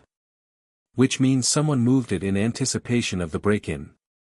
He looked at her steadily. Which means someone knew it was coming. Hermione was very quiet. Dumbledore, she said. Not an accusation. A hypothesis, the way she always offered them, held loosely, ready to be revised. He knows something, Harry said. I'm not sure yet exactly what. But he knows something about what's in this school and why, and the children walking its corridors are either not a concern to him or they're a feature of the plan rather than a consequence of it. He'd thought about this carefully before saying it. He'd wanted to be sure he was reading the situation accurately and not projecting. Harley's warning about confirmation bias was deeply embedded in how he thought. But the more he'd mapped it, the more the conclusion landed the same way every time. Hermione looked slightly pale. Then she set her jaw in the particular way she had when she processed something upsetting and decided to work with it rather than against it. Right, she said. So. We need more information. Yes. I'll research the vault break-in. Try to find what was originally in 693. She opened her notebook. You keep watching Quirrell. Already doing it. And we tell Ron. Harry nodded. We tell Ron. He'll be annoyed we didn't tell him sooner. He'll get over it. They told Ron that evening. He was annoyed they hadn't told him sooner. He got over it in approximately 4 minutes when Harry explained about the three-headed dog, at which point Ron forgot to be annoyed entirely and said, 3 heads. With the complete focus of someone who'd found an interesting piece of information and was turning it over to see all the sides. 3, Harry confirmed. And it was asleep. All 3 heads. Was it? It was just there. In the corridor. On top of a trapdoor. Ron leaned back. Right. Okay. I'm in. He said it simply, with the same no-ceremony quality he brought to everything. He wasn't performing bravery. He just decided and moved on. What do we need? Harry looked at him. He'd known Ron for 6 weeks. He thought, not for the first time, that Ron was one of the most genuinely decent people he'd met, not decent the way a rule follower was decent, but decent the way a person was decent when they actually thought about what mattered and acted accordingly. Right now. Eyes open, Harry said. Let me know anything you hear. Who's going to the 3rd floor? Who's interested in the vault? Anything about Quirrell? Quirrell, Ron said. You think he's involved? I think he's more than he looks, Harry said. I don't know yet in which direction. Ron nodded, filing it. I'll see what Fred and George know. They've been here 5 years, they know everything about this school that isn't in Hogwarts, a history. Don't tell them too much. I won't. They won't need too much. Those two operate on innuendo and implication anyway. He glanced at Harry sideways. This is insane, you know. Normal 11-year-olds don't. We've been here 6 weeks and you're already. I was raised by a Gotham vigilante, Harry said calmly. A what? Later, Harry said. The Quidditch match in November changed the general understanding of what Harry Quinn was in the air. He hadn't tried out for Gryffindor Quidditch because he'd been focused on other things, and Oliver Wood had apparently taken this personally and ambushed him on the way to breakfast in the 2nd week of October. You haven't tried out, Wood had said, blocking the corridor with the intensity of a man for whom Quidditch occupied the same cognitive space as religion. I know, Harry said. You need to try out. Why? Wood had stared at him.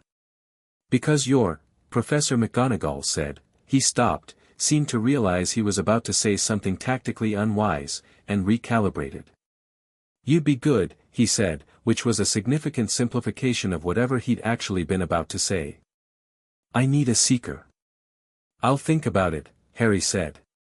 He'd thought about it, which took approximately 8 seconds, and concluded that flying was interesting, Quidditch was interesting, and the political capital of being on the house team was not nothing. He'd gone to tryouts on a Thursday, flown for 4 minutes, caught the training snitch twice, and Wood had looked at him with the expression of a man who had seen something holy and wasn't sure how to express it. The match in November was Gryffindor versus Slytherin. Harry found the snitch in 6 minutes. He found it because he'd spent the previous 2 weeks thinking about how a snitch moved, the behavioral patterns of something designed to evade, the optimal search strategy from a height advantage, the way crowd attention could track something the crowd had collectively noticed even if you hadn't seen it yet, and when it appeared at the edge of the eastern stands, gold glinting against the gray sky, he was already moving before he'd consciously registered it. He caught it at 20 feet above the ground, pulled up sharply, and held it up to the roar of the crowd. In the stands, he saw Hermione standing on her seat. Ron had his arms in the air. Neville had fallen off the bench and appeared not to care. He did not see Draco Malfoy's face until the walk back from the pitch. Malfoy was standing at the edge of the field with 2 Slytherin boys at his back, Crabbe and Goyle, who functioned largely as environmental furniture in Harry's assessment. He was watching Harry walk back with the complicated expression that Harry had been seeing more and more of over the previous weeks, the one where the performance and the real thing underneath it were both present simultaneously and in conflict. "Good catch," Malfoy said. Flat. But he said it. Harry stopped. He looked at Draco with the direct, unhurried attention he'd been giving him since the first week. 6 weeks of watching had added things to the picture. The way Draco's actual opinions on things often differed from the opinions he expressed, the way he watched Harry during classes with the same quality of attention Harry was directing back at him, the way, in unguarded moments, arriving early to class, waiting for Crabbe and Goyle to catch up, his face was younger, less constructed, more genuinely uncertain about most things. "Thanks," Harry said. And then, because Draco had said something real and Harry thought real things deserved real responses, "Your charm's work was good this week. The illumination charm, the control on it was better than most second years." Draco's face went through 3 things in fast succession. The first was surprise. The second was something that wanted to be contempt and couldn't quite get there. The third was a genuine pleasure so brief it was barely there. "My father made sure I had proper preparation," he said, which was the trained answer, the reflexive deflection toward the family credential. "Your father didn't do the charm," Harry said. "You did." He walked on. Behind him, he heard Crabbe say something and Goyle agree, and then silence that told him Draco had neither responded to them nor moved. Harley's second letter arrived mid-November, longer than the first. She'd found things out. She'd been doing what she'd been doing since Harry first mentioned the vault, pulling threads, calling contacts, using the network that existed at the intersection of Gotham's criminal underworld and its more unusual communities. The wizarding world's magical concealment was formidable but not impenetrable to someone who knew how to find the seams between things. Vault break-in at Gringotts in August, the wizarding press says nothing was taken. My contact says differently. There was something there. A small, unassuming thing, described as a stone. The kind of thing that doesn't look like much. Harry. Do you know what the Philosopher's Stone is? He did. He'd read it that morning, in fact, because the thread from Hermione's research had led there, and he'd been sitting in the library with a book called Alchemy and its Magical Applications, a history and the words Nicholas Flamel and then the words immortality and then the words every dark wizard in the last 2 centuries has attempted to acquire it, and he'd sat with that for a while before writing it in the notebook. He wrote back, "Yes. I know what it is. Immortality and endless gold, the alchemical pinnacle. Flamel made it. It's old.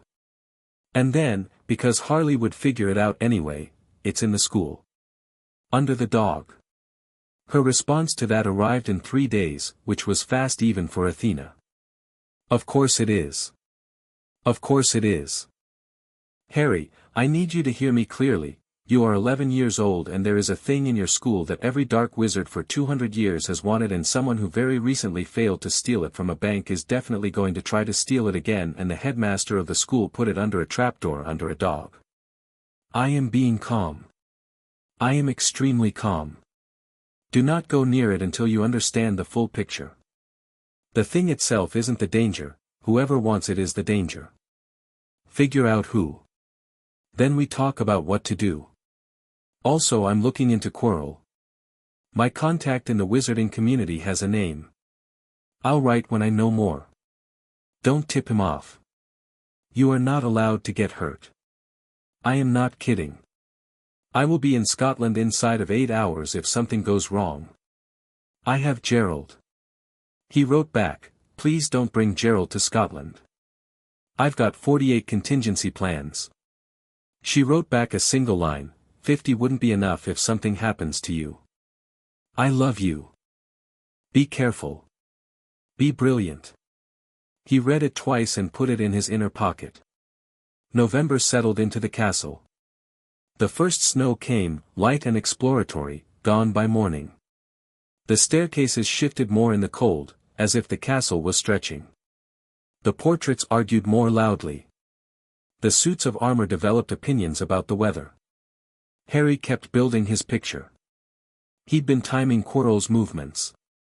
The professor left the castle 3 times in November, small absences, never more than an afternoon, always with the slightly disrupted quality of someone returning from something that had cost them. He used the 3rd-floor corridor on a schedule that Harry had mapped to once every 11 days, always at night. After each visit, his classroom smelled different for 24 hours, something underneath the parchment and chalk, something cold and flat, like January air and iron. He wrote everything down. He wrote about the turban too. Harley had asked about it in the first letter and he'd been trying to find an answer. He found it in December, in the library, in a text about protective headwear in historical magical practice, and then in conversation with nearly headless Nick, who mentioned without being prompted that Quirrell had been a very different man before a sabbatical in Albania 2 years ago. He'd come back changed. Albania. Harry wrote it in the notebook with 3 stars next to it and a question mark that felt more like a period. The picture was getting clearer. He thought about telling McGonagall. He ran the calculation, looked at what he had, and decided it was still not enough to be believed, not enough to create action rather than dismissal. 11-year-old first year with a theory. He needed more. He would get more. He also thought about the question he'd written in the notebook months ago, who is the trap for? He thought he was starting to know the answer. The stone was bait. The protections were theater.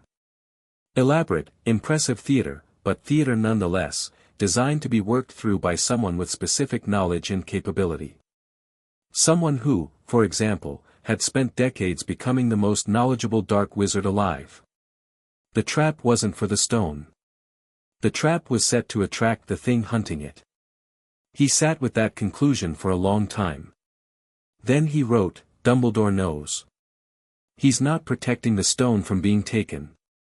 He's protecting it from being taken by the wrong person. He underlined wrong person. He thought about what that meant for the person who was expected to take it. The person the trap was designed for. The person who would come to the school, drawn by the stone, and walk into whatever waited below that trapdoor. He looked at his reflection in the dormitory window against the dark Scottish night. He thought about a headmaster who watched first-year students file into a great hall and looked for one face in particular. He thought about a war fought 11 years ago, and a baby who survived something that should have been unsurvivable, and the particular kind of thinking that found utility in suffering. He picked up his quill. He wrote Harley a letter that was 4 pages long and had nothing to do with classes or Quidditch or Hermione's notes or the 3-headed dog. He sealed it carefully. He gave it to Athena. He watched her go. Then he picked up his notebook, turned to a fresh page, and at the top wrote, What does Dumbledore want from Harry Potter? Below it, without hesitation, he wrote, He wants a weapon. One that walks into a fight because it believes the fight is the right thing. One that will face the thing in the dark because it's been raised to face things in the dark. He looked at what he'd written. The difference between me and what he expects, he wrote, is that a weapon doesn't choose its target. I do. He underlined that too. Outside, the first real snow of winter came down over Hogwarts, steady and patient, covering everything. Chapter 4, The Troll, the Mirror, and the letter she sent back. Halloween at Hogwarts smelled like pumpkin and candle wax and the particular kind of excitement that lives in large groups of people who've been told something special is happening. The Great Hall had been done up extravagantly, 1,000 live bats instead of the usual owls, jack-o'-lanterns the size of small cars, food that appeared in theatrical bursts of orange flame that the first years greeted with sounds Flitwick later described in the staff room as gratifyingly enthusiastic. Harry ate his way through most of it and spent the meal watching the staff table. Quirrell was not eating. He had food in front of him but he was moving it around in the way of someone performing the activity rather than doing it, and his eyes kept going to the door with the specific quality of attention of someone waiting for a cue. Harry had been watching Quirrell for 2 months. He knew the difference between Quirrell having a bad day and Quirrell doing something. This was Quirrell doing something. He didn't say anything to Ron or Hermione immediately. He filed it and kept eating and kept watching and let the feast go on around him, and the bats wheeled overhead and the pumpkins flickered and the noise of 4 house tables worth of students built to the comfortable roar of people who were happy and full and not paying attention to the right things. Quirrell stood up at 7:30. He walked to the front of the hall with a speed that didn't match his usual careful shuffle, and by the time Harry had registered the change in his gait, Quirrell had reached Dumbledore's chair and said something in a low voice with the stutter entirely absent. Then he collapsed against the doorframe in an extremely theatrical faint. "Troll," he announced to the ceiling. "In the dungeons. Thought you should know." And then actual chaos, the screaming, shuffling, prefect-hurting kind, and Dumbledore's voice cutting through it with the authority of a man who could fill a room with his presence the way weather filled a sky, directing everyone to their dormitories, professors deploying in pairs.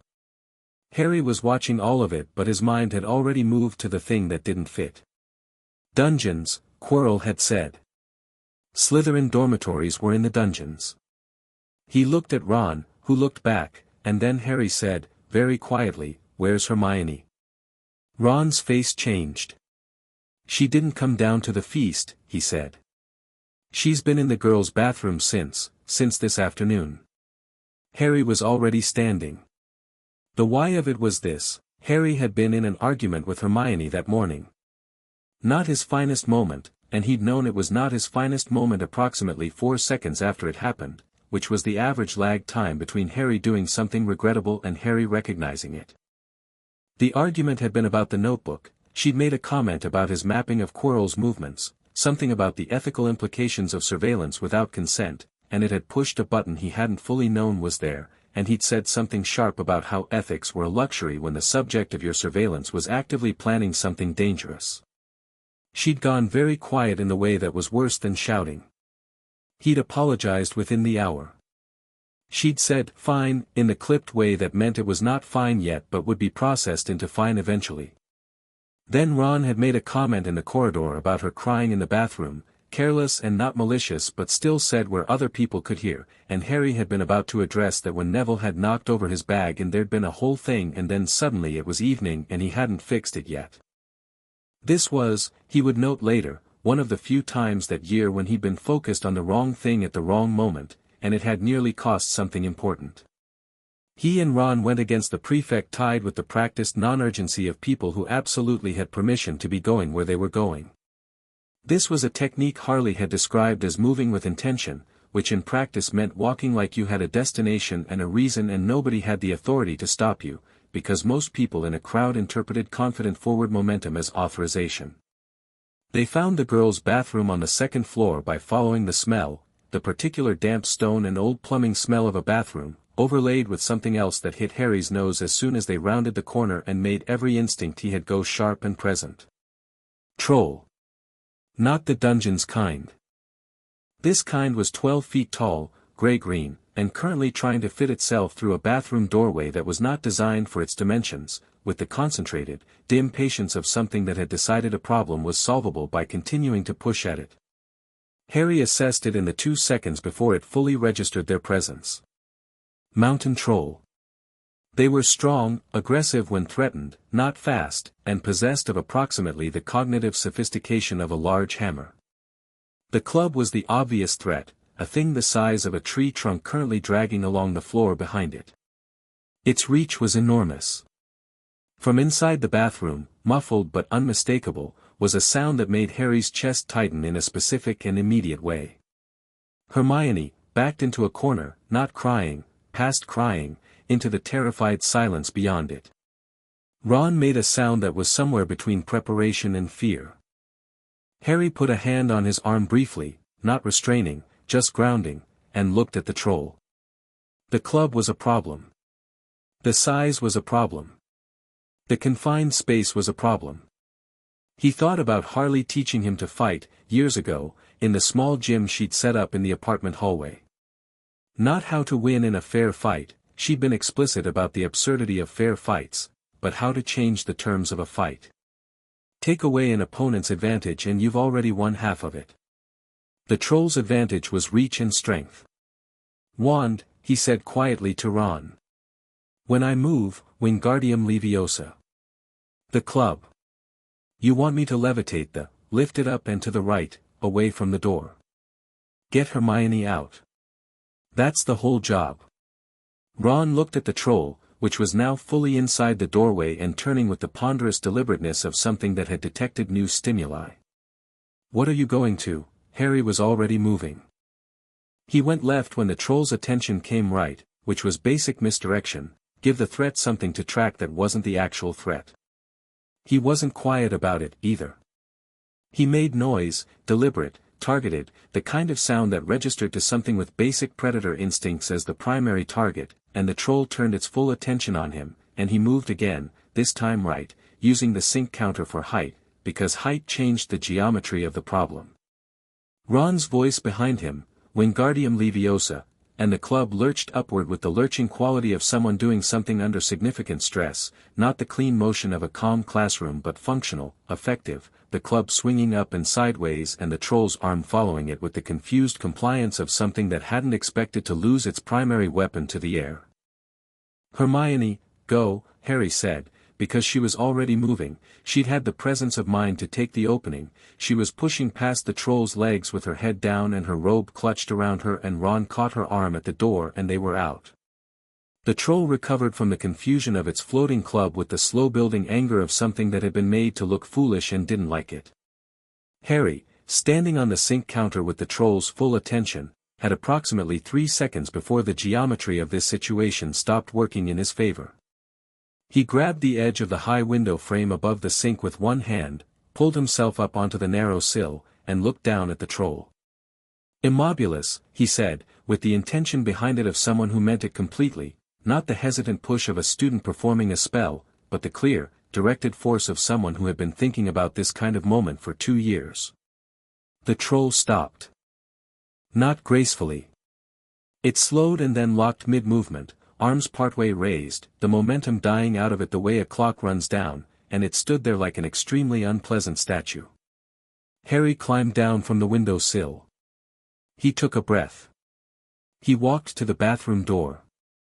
Ron and Hermione were in the corridor outside, and Ron's expression was the one people got when they just had adrenaline without an outlet, wide-eyed, slightly shaky, working out how to metabolize it.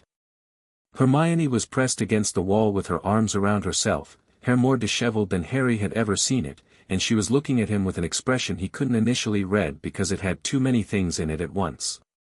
"Are you hurt?" he asked her. "Direct, first thing." She shook her head. "Good." He looked at Ron. "You all right?" "Yeah," Ron said, and then he laughed, sudden, slightly hysterical, the laughter of someone who'd been terrified and was now processing relief. "You climbed a troll." "I climbed a sink," Harry said. "The troll was just nearby." "You climbed above a troll, Ron." "On a sink counter, it was structurally sound, Harry." "Ron, I'm fine." He looked at Hermione again. She was looking at him with the expression that had resolved slightly into something he could now read, deeply shaken, but underneath it, something else, something he'd seen her wear in the library when a theory suddenly cohered, when two apparently unrelated things became one true thing.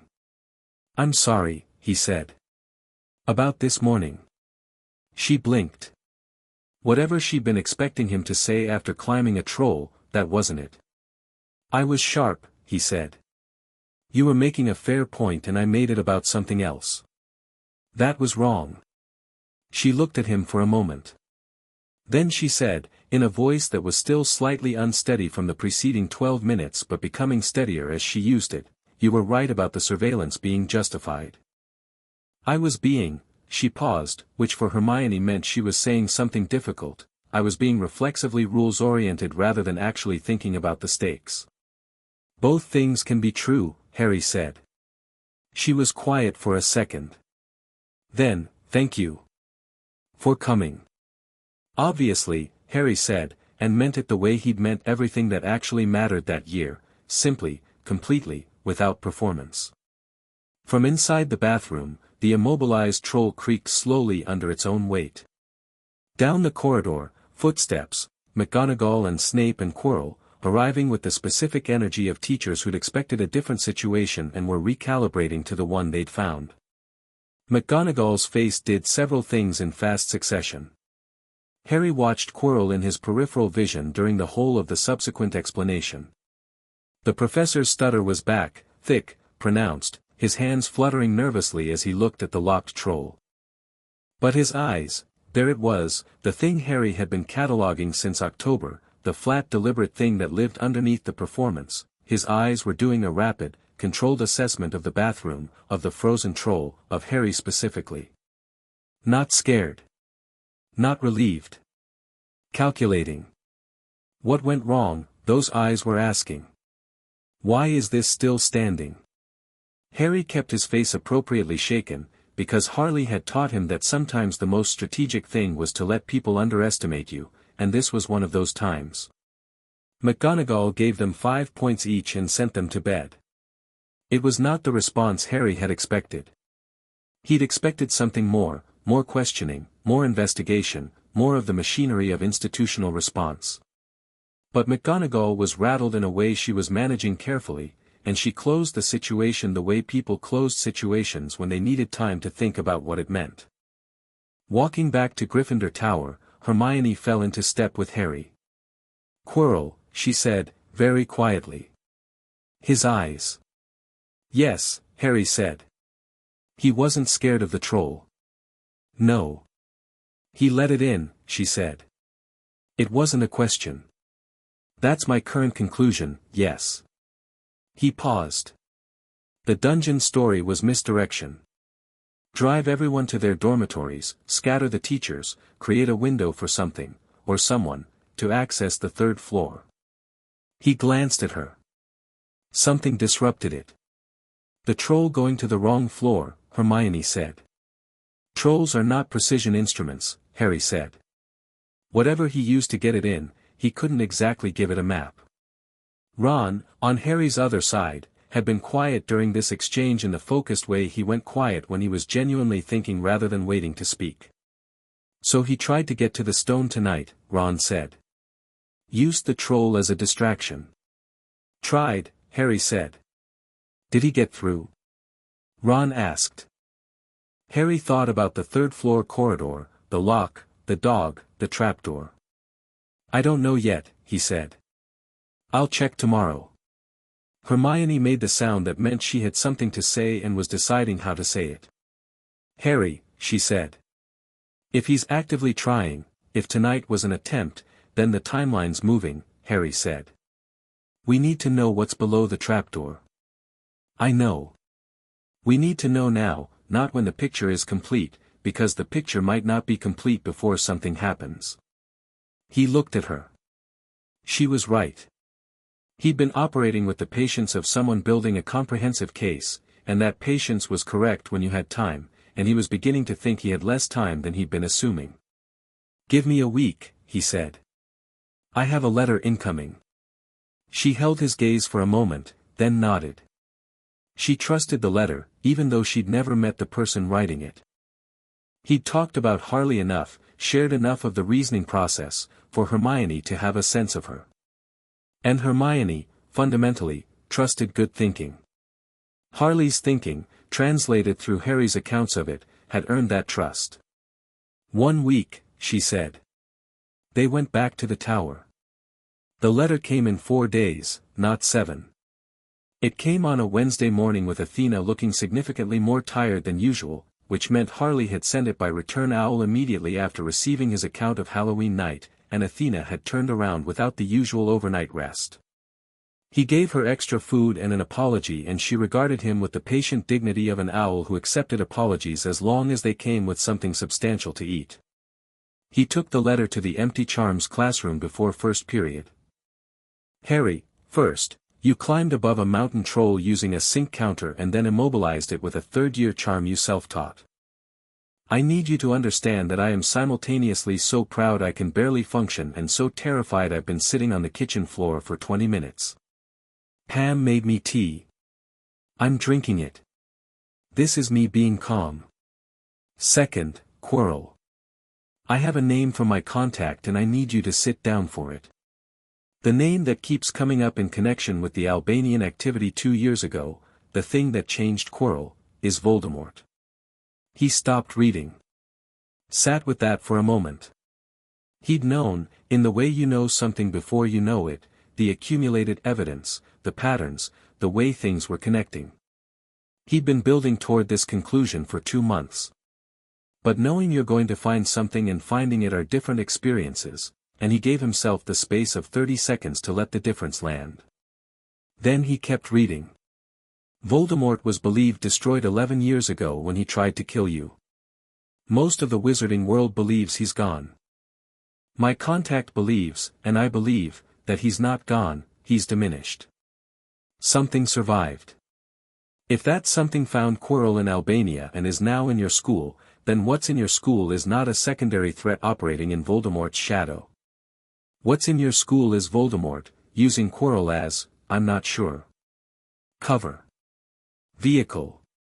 My contact uses the word host and won't explain further. The stone. Voldemort wants the stone because the stone gives life indefinitely, it's the one thing that could restore a diminished, barely surviving Dark Lord to full power. The troll on Halloween was him trying to get to it. He failed. He'll try again. Now I need you to read this next part very carefully. Dumbledore knows. He knows Voldemort is in that school. He has known, I believe, since before the term began.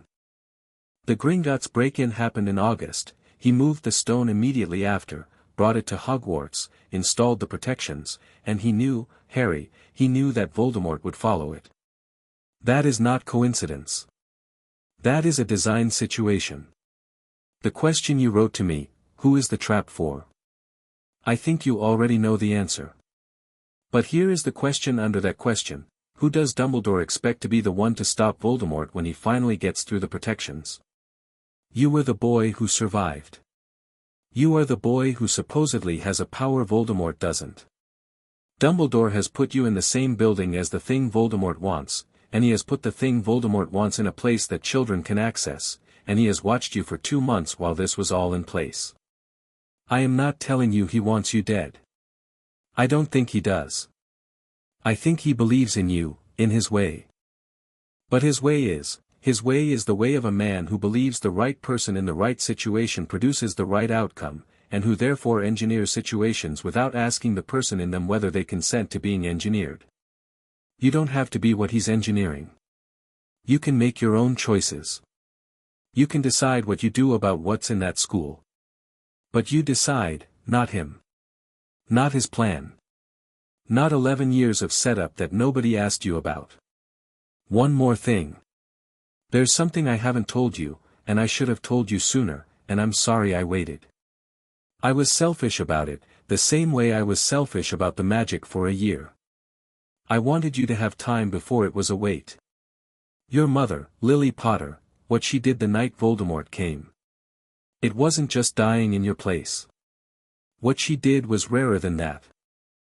Love, freely given, completely without self-preservation, the specific variety of love that says, not him, whatever the cost, creates a magical protection. Ancient magic. The kind that isn't in textbooks because it can't be taught, it can only be chosen. That protection is still on you. It's carried in your blood. In your skin. It's why Voldemort couldn't kill you 11 years ago and why, if he tries again through Quirrell, he won't be able to touch you without it destroying him. But Harry, that protection was your mother's, and it has a name, and the name is love, and Lily Potter loved you so completely that she made it permanent. I need you to know that because it's true and you should carry it. I also need you to know that there is another kind of the same protection. The same specific kind of freely given, cost is irrelevant, not him love. You've been growing up inside it for 2 years. I don't put that there to be sentimental about it. I put it there because magic is intention and the love your mother gave you and the love I have for you are the same category of thing, and you should know what you carry. You are loved. Completely. First by Lily Potter who died for it, and now by me who would do the same thing and make it considerably messier. Come home for Christmas. Come home and let me look at you and make sure you're actually okay and not just, Harry okay, which as you know is a different and considerably more demanding standard. I love you. Right back. Your mom. Harry sat in the empty Charms classroom with the letter in his hands for a long time. Outside the tall windows, the Scottish November was doing its grey and unbothered thing. Somewhere below, students were moving through corridors to their morning classes. A bell rang distantly, signaling first period starting without him, and he registered it and stayed where he was. He thought about Lily Potter, who he hadn't known and would never know, and the green light from his earliest dreams, and the weight of a choice made for him before he was old enough to understand choices. He thought about what it meant to be loved that completely by someone he couldn't remember, and how strange that was, to carry the proof of someone's love in your own survival without being able to access the love itself, without a face for it, a voice, a smell. He thought about a bolt on the outside of a cupboard, and a woman crouching to his eye level, and a question asked plainly in the dark. He thought about a kitchen floor in Gotham, sitting shoulder to shoulder with someone who hadn't needed him to be okay when he wasn't. He thought about Gerald the crowbar, and the GCPD hoodie that had become his, and Athena who delivered letters back and forth across an ocean because he'd needed someone to write to and she'd needed someone to write about. He folded the letter with the same care he gave all of them, tucked it inside his robes, and sat with all of it for another minute, just sitting. Then he stood up. He picked up his bag. He walked to his first class, which was Transfiguration, and he was 4 minutes late, and McGonagall gave him a look that was more question than reprimand, and he gave her the steady, present look that meant I'm fine, actually, and sat down. He was fine. He was more than fine. He knew what he was carrying and he knew who'd put it there and he knew exactly what he was going to do with it. The mirror of Eriste was Harley's fault. Also not literally. But the circumstances that led him to it, that particular night, in that particular way, were a direct consequence of being the kind of person she'd made him, restless in the productive way, unable to leave a mystery alone, always pulling the next thread. It was a December night, the week before Christmas, the castle half emptied already by students going home for the holiday. Harry was staying until the 22nd, 3 days into the break, because there were things he wanted to check without the normal density of students around, and then he was going to Gotham for 2 weeks and the anticipation of that sat in his chest like a warm light. He was in the library after hours, not rule-breaking, exactly, except for the being there after hours part, which he'd calculated was unpatrolled on Tuesdays, following up on a thread from Hermione's research about the room system in Hogwarts. The castle had more rooms than appeared on any map. Some of them moved. Some of them existed only when needed. He wanted to understand the principle. He took a wrong turn on the 4th floor, which wasn't possible in any castle he'd mapped this thoroughly, which meant the castle had changed the architecture, and he walked through a door he hadn't planned to open and into a room he hadn't known was there. The mirror stood against the far wall. It was tall, taller than anything functional needed to be, ornate in the way of things that had been important and expensive and made to last. The frame had inscriptions he didn't initially read because the surface of the mirror was already showing him something and it took a moment for his brain to fully process what it was. He stood 6 feet from it and looked. A woman with dark hair and a wild smile, dressed in the way of someone who dressed like themselves rather than for anyone else, was looking back at him. She was standing slightly behind him in the mirror, her hand on his shoulder. She was laughing at something, her whole face in it, uncontained, the way he'd seen her laugh in the Gotham apartment on good days when the sun came through the window in the right way. Next to her was another woman, darker, cooler, with a slight smile that meant more on her face than a grin did on most people's. Pamela. Taller, green-tinted in the mirror's rendering, but unmistakable. And further back, barely visible but there, a man and a woman he'd never seen in life. His father's untidy hair and his mother's green eyes, exact replicas of his own, standing together in the way of people who'd been standing together long enough that they'd learned how to inhabit the same space without thinking about it. All of them, together. Harry looked at this for a long time. Then he sat down cross-legged on the floor in front of the mirror, because his legs had made that decision without consulting him, and he looked at all of them. His mother, Lily Potter, the face from no photographs, was looking at him from the mirror with an expression he'd never seen on a stranger's face before. Not pride, though that was in it. Something older and more fundamental than pride. The expression that precedes all other expressions, that goes underneath them and holds them up. Recognition. You. He sat there for 20 minutes. He didn't cry, which surprised him slightly. He'd expected to, had braced for it, and then it didn't happen, and he sat with that for a moment and understood it. He wasn't in grief right now. He was in something that was not grief, had never quite been grief, because grief required a loss, and he was beginning to understand that what he had was not a loss but a source. Something that fed into who he was without requiring his memory of it to be real. He looked at Harley in the mirror. The image of her, laughing at something he'd apparently just said. He thought about the letter. He thought, the same category of thing. He stood up. He took one more look at all of them. He memorized it, not the features, he had those, but the arrangement. The way they occupied the space together. The way it felt to look at it. Then he turned around and walked out of the room. The next morning, Dumbledore was in the corridor. Not in the room, in the corridor outside it, sitting on a step with the air of someone who had arrived recently and intended to stay. He was holding a tin of something that turned out, when he offered it, to be sherbet lemons. "I thought I might find you here," he said, pleasantly. "I was going to leave today anyway," Harry said. "I know." The blue eyes, warm, watching. "Do you know what you saw?" Harry looked at him. "Yes. The mirror shows us what we most deeply desire," Dumbledore said, and Harry noted that it was not a question. "I know what it shows," Harry said. "I read the inscription on the frame. I show not your face but your heart's desire. The inscription's backwards, you read it in the reflection." He paused. "I'd been looking at it for 20 minutes before I thought to look at the frame, which says something unflattering about my object analysis methodology." The corner of Dumbledore's mouth moved. Not quite a smile, something adjacent to it. "And what did you see?" Harry considered how much to give him. The calculation was quick.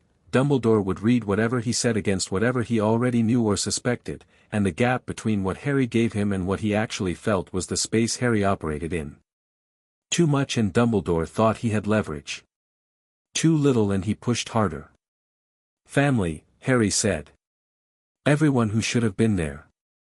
The warmth in Dumbledore's expression shifted, softened, genuinely, in the way of a man who'd been expecting defenses and found something real instead. He had the grace to look slightly humbled. "I'm sorry," he said, "and it was not a performance. For the choices that meant you grew up without them." "No," Harry said. "I grew up with someone who chose me. That's not nothing." He met Dumbledore's eyes steadily. "I know you placed me with the Dursleys. I know why, the blood protection, my mother's sister, keeping me hidden." He paused. "I understand the logic. I think the logic was wrong." Dumbledore was very quiet. "You made a decision for an infant," Harry said, "based on what you needed the situation to produce. And the situation produced something terrible for a child, and you knew it was terrible and you left it in place because the protection held." He didn't say it with anger. He said it the way Harley had taught him to say things that needed to be said, clearly, accurately, without heat, because heat made it about the speaker and this needed to be about the fact. "I'm telling you this not because I want an apology. I'm telling you because I need you to know that I know, and I need you to understand that I make my own choices." Dumbledore looked at him for a long moment. "You are very much not what I expected," he said. "So I've been told," Harry said. "Your mother, your guardian," Dumbledore said, the slight pause around the word guardian carrying something Harry noted. "She's clearly given you a great deal." "Everything," Harry said simply. Another moment of quiet between them. The castle settled around them. Outside the frost-edged window at the end of the corridor, the grounds were white, the lake a dark mirror under the grey sky. "The mirror will be moved," Dumbledore said. To a safer location. I'd advise not seeking it out again, it has trapped men for years in contemplation of what can never be. I wasn't going to, Harry said. I got what I needed from it. Dumbledore looked at him with that expression, the one that was genuinely uncertain, the one that had appeared more frequently the longer Harry was in the school. The expression of a man whose map of a person keeps failing to match the territory. What did you need? He asked. To see them all together, Harry said. So I knew what the thing I was protecting looked like. He picked up his bag. Good morning, Professor, he said, and walked to the staircase. He wrote to Hermione and Ron that evening, short notes, staying in touch, Christmas plans, the things they'd need to keep working on in January. He wrote Hermione a longer note with his updated assessment of the timeline and his conclusions from Harley's letter, encoded in their system. He told Ron to ask his brothers about the room system on the 4th floor, casually, as if it were a general curiosity. He finished packing his trunk, leaving out the things he was taking on the train, books, notebook, the letter from Harley, the GCPD hoodie. He went to dinner. He sat with Neville, who was also staying late, and they talked about herbology, which Neville knew more about than any first year had a right to, his knowledge the kind that came from years of genuine love for the subject rather than academic study. Harry listened to him describe the properties of mandrakes with the specific attention he gave anything someone was genuinely passionate about, because genuine passion for a thing was always worth understanding, and because Neville was good, specifically the kind of good that was overlooked because it wasn't loud, and Harry had learned from Harley that overlooked goodness was worth looking for. You're actually brilliant at this, Harry told him, when Neville finished a 3-minute explanation of the difference between common and giant mandrake restorative properties. Neville looked at him. At herbology? At it and about it. You know it the way people know things they actually care about, not the way people know things they've memorized. Neville was quiet for a moment. He had the particular stillness of someone who wasn't used to being told something good about themselves and was trying to work out if it was real. Gran always says I'm not much like my parents, he said. What were your parents like? Brilliant, Neville said. Both of them. Horrors. They were, something happened to them. They're in St. Mungo's. He said it with the practiced steadiness of someone who'd said it many times over many years, the smooth surface that had been worn down over the shape of something ragged. They don't recognize me. Harry was quiet. I'm sorry, he said. Not the reflexive social sorry, the actual kind. Neville nodded. He turned his pumpkin juice in his hands. Gran says I should be more like them. Brave. Important. A pause. I'm not brave. You got on that broom, Harry said. At the first flying lesson, with everyone watching, knowing you were scared. You got on it. I fell off it. You got on it, Harry said again. That's the part that counts. Neville looked at him. Bravery isn't being okay with the scary thing, Harry said. It's doing the thing when you're not okay with it. He paused. You're braver than you know. The fact that you don't know it doesn't make it less true. He wasn't performing it. He wasn't being kind for the sake of being kind, he was saying an accurate thing, and he happened to be saying it to someone who needed it, and those two things had lined up cleanly. Neville was very quiet for a moment. Then he said, Your mum sounds like she's good with that kind of thing. Harry smiled.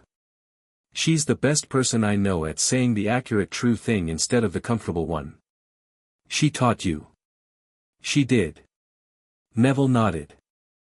He turned his cup again, and this time there was something different in the quality of his quiet.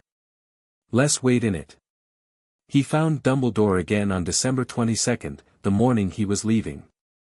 Or rather, Dumbledore found him, which Harry thought was probably important to distinguish.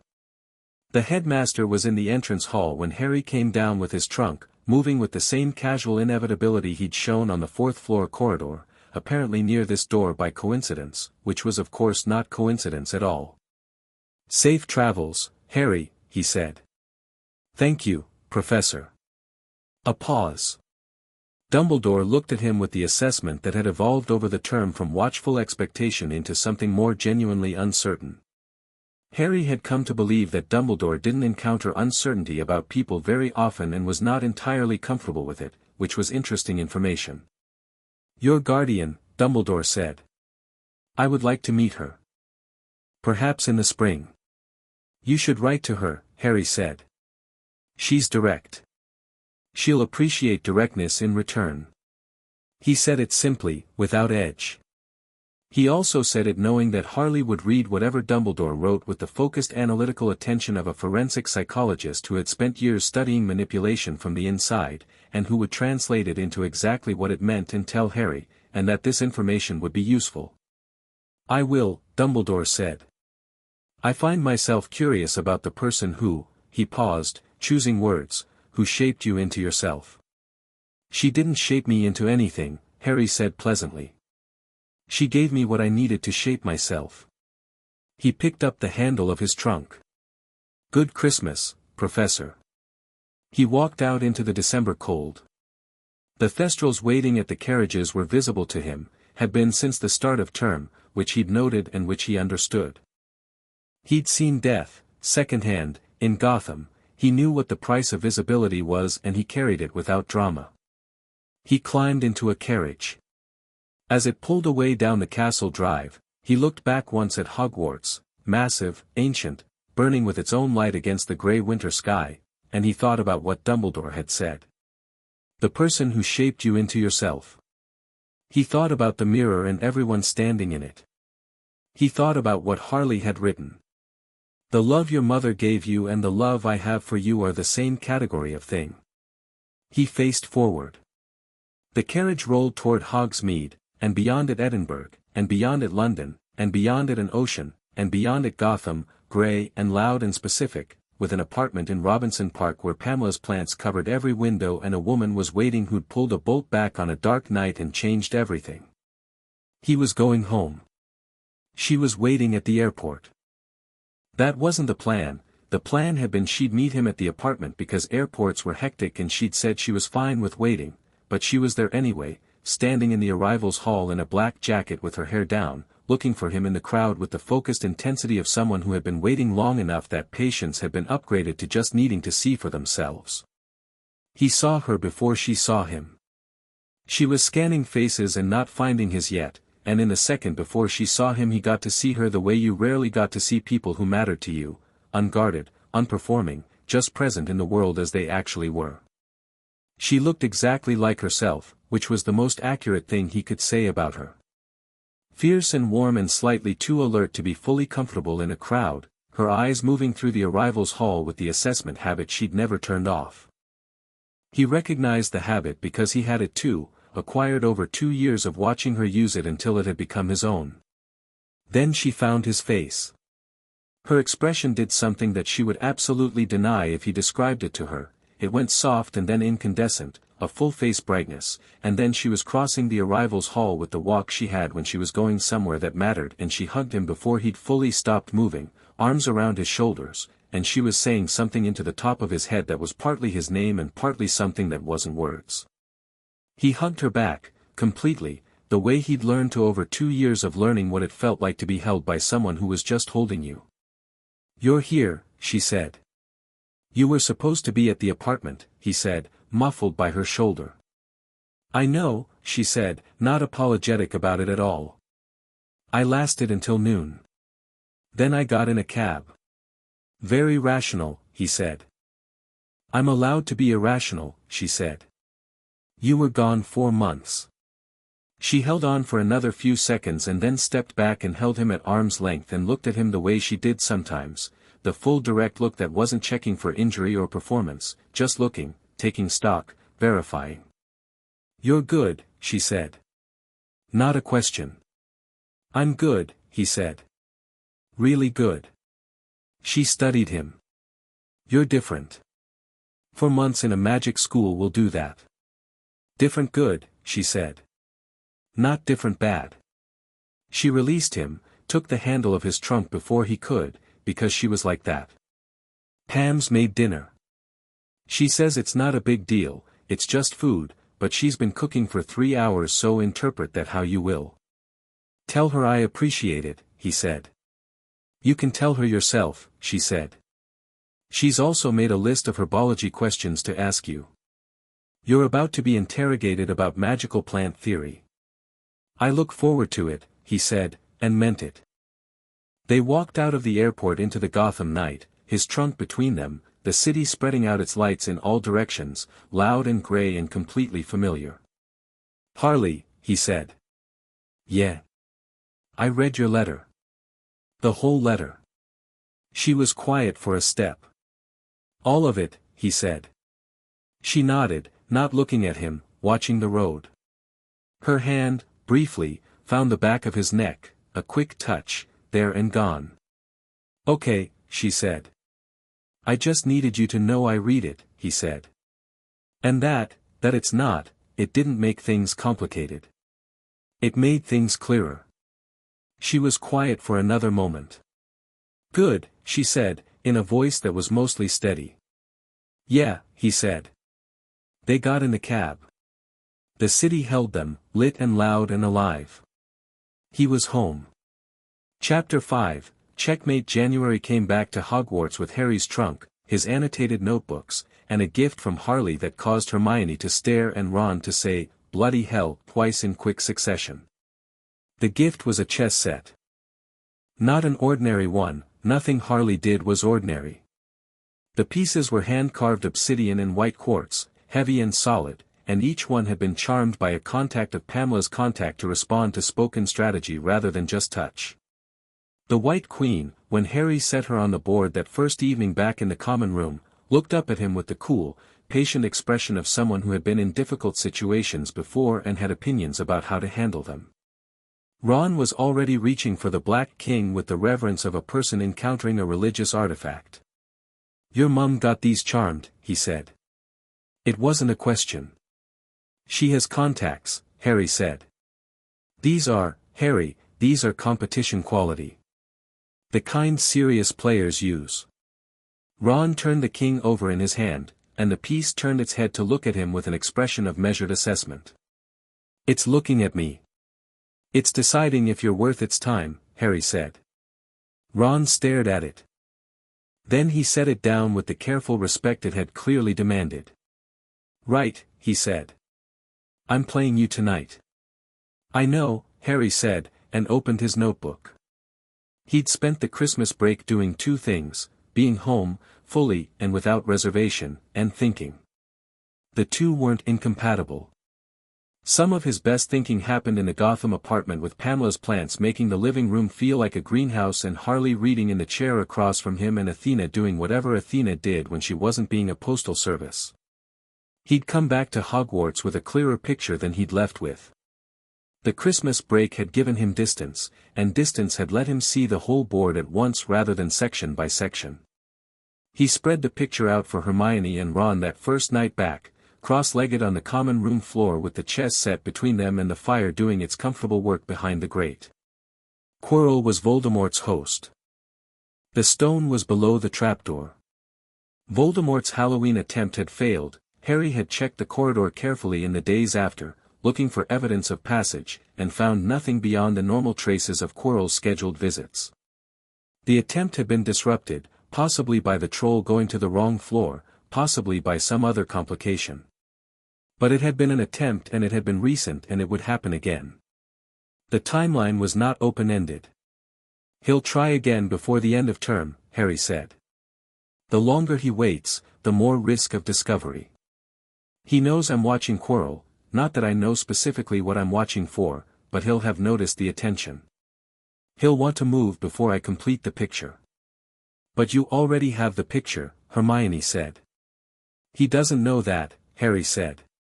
And that gap, between what I actually know and what he thinks I know, is the thing I want to use. Ron had been listening with the focused quiet he brought to chess analysis, moving pieces slightly on the board without making full moves, testing configurations. You want him to try, he said. I want to know when he tries, Harry said. There's a difference. Is there? Hermione asked. Yes. Wanting him to try implies I want the attempt to succeed. Wanting to know when he tries means I'm tracking the attempt so I can act on it. He looked at her steadily. I don't know yet what acting on it looks like. That depends on things I'm still working out. Like what? She said. Like what Dumbledore's role is when it happens, he said. He's the one who set this up. He knows about Quirrell, I'm increasingly certain of that. He knows about the stone. He knows that someone is trying to get to it. He paused. What does he do when the attempt becomes serious? Does he intervene? Does he step back and let it happen? And if he steps back, why? Hermione had the look she wore when she was working through something that conflicted with a belief she'd held comfortably until recently. She'd been doing it more since October, the slow updating of her relationship with institutional authority, and he respected the difficulty of it even when the pace frustrated him. You think Dumbledore might let it happen, she said. I think it's possible he believes a certain outcome requires a certain confrontation, Harry said. And I think it's possible that confrontation was always supposed to involve me. Ron set down the Black Queen. And what do you do about that? Harry looked at the board. The pieces, his white pieces, Ron's black pieces, set up in their opening configuration. Two sides, defined positions, known rules of engagement.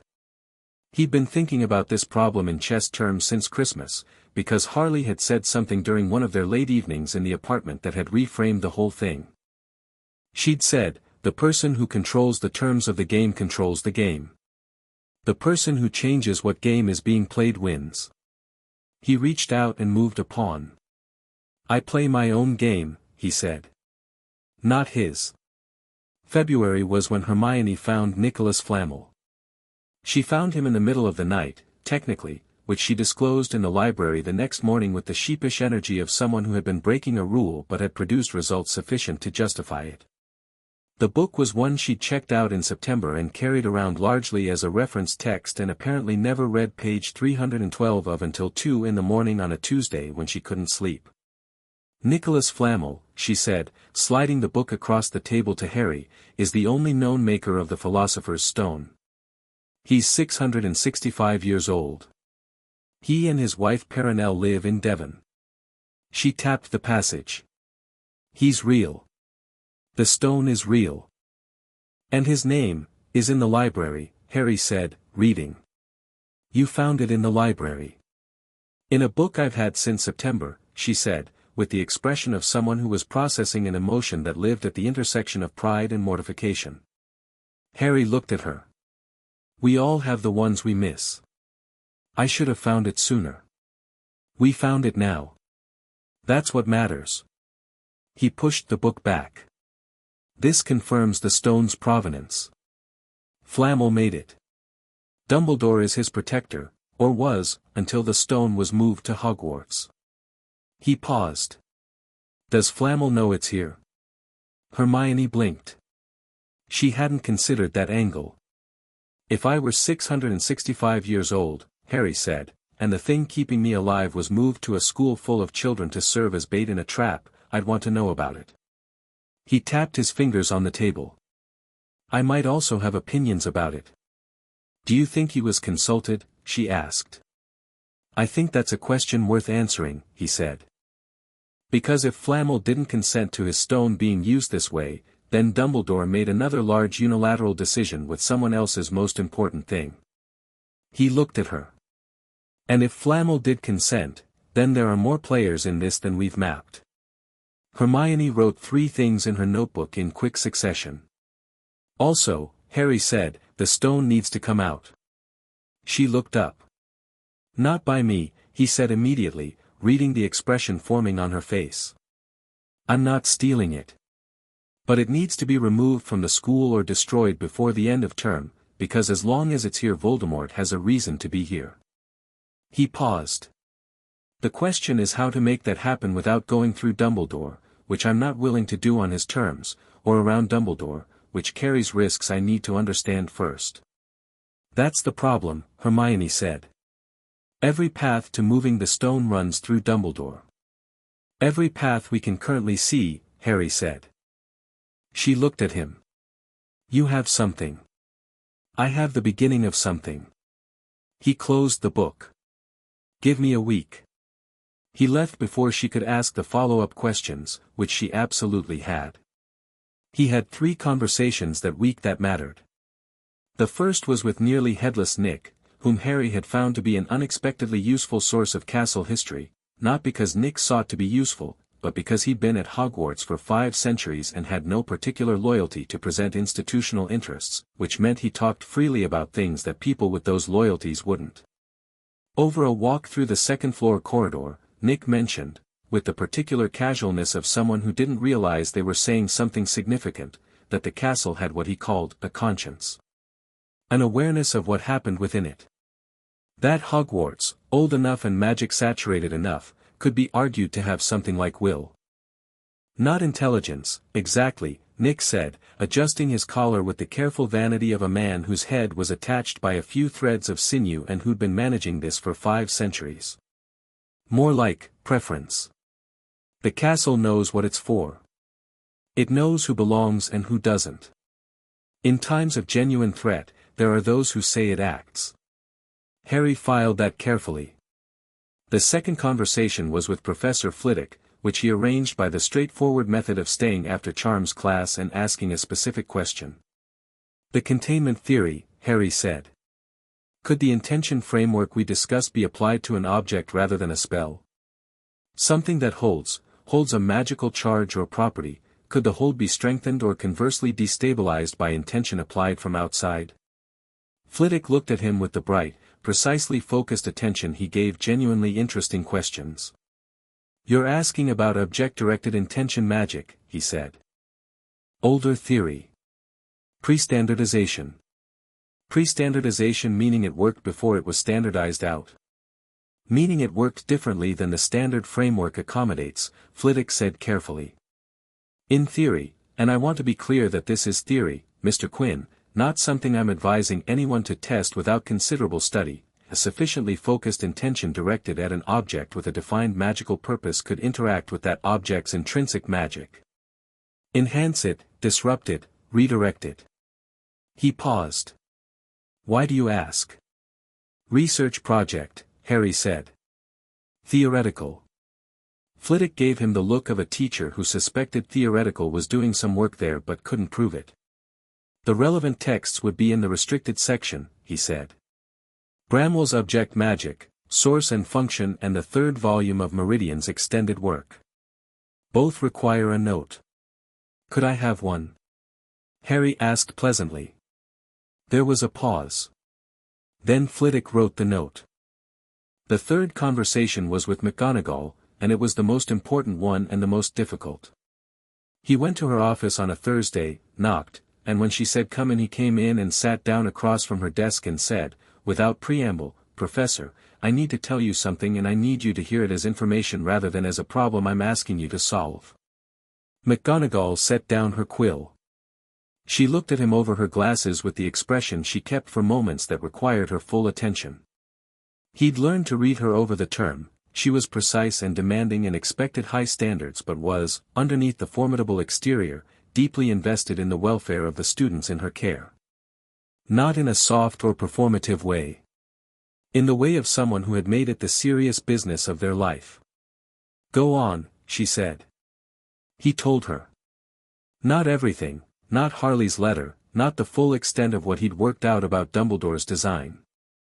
But the relevant facts, Quirrell, the stone, the attempts at access, his assessment of the timeline.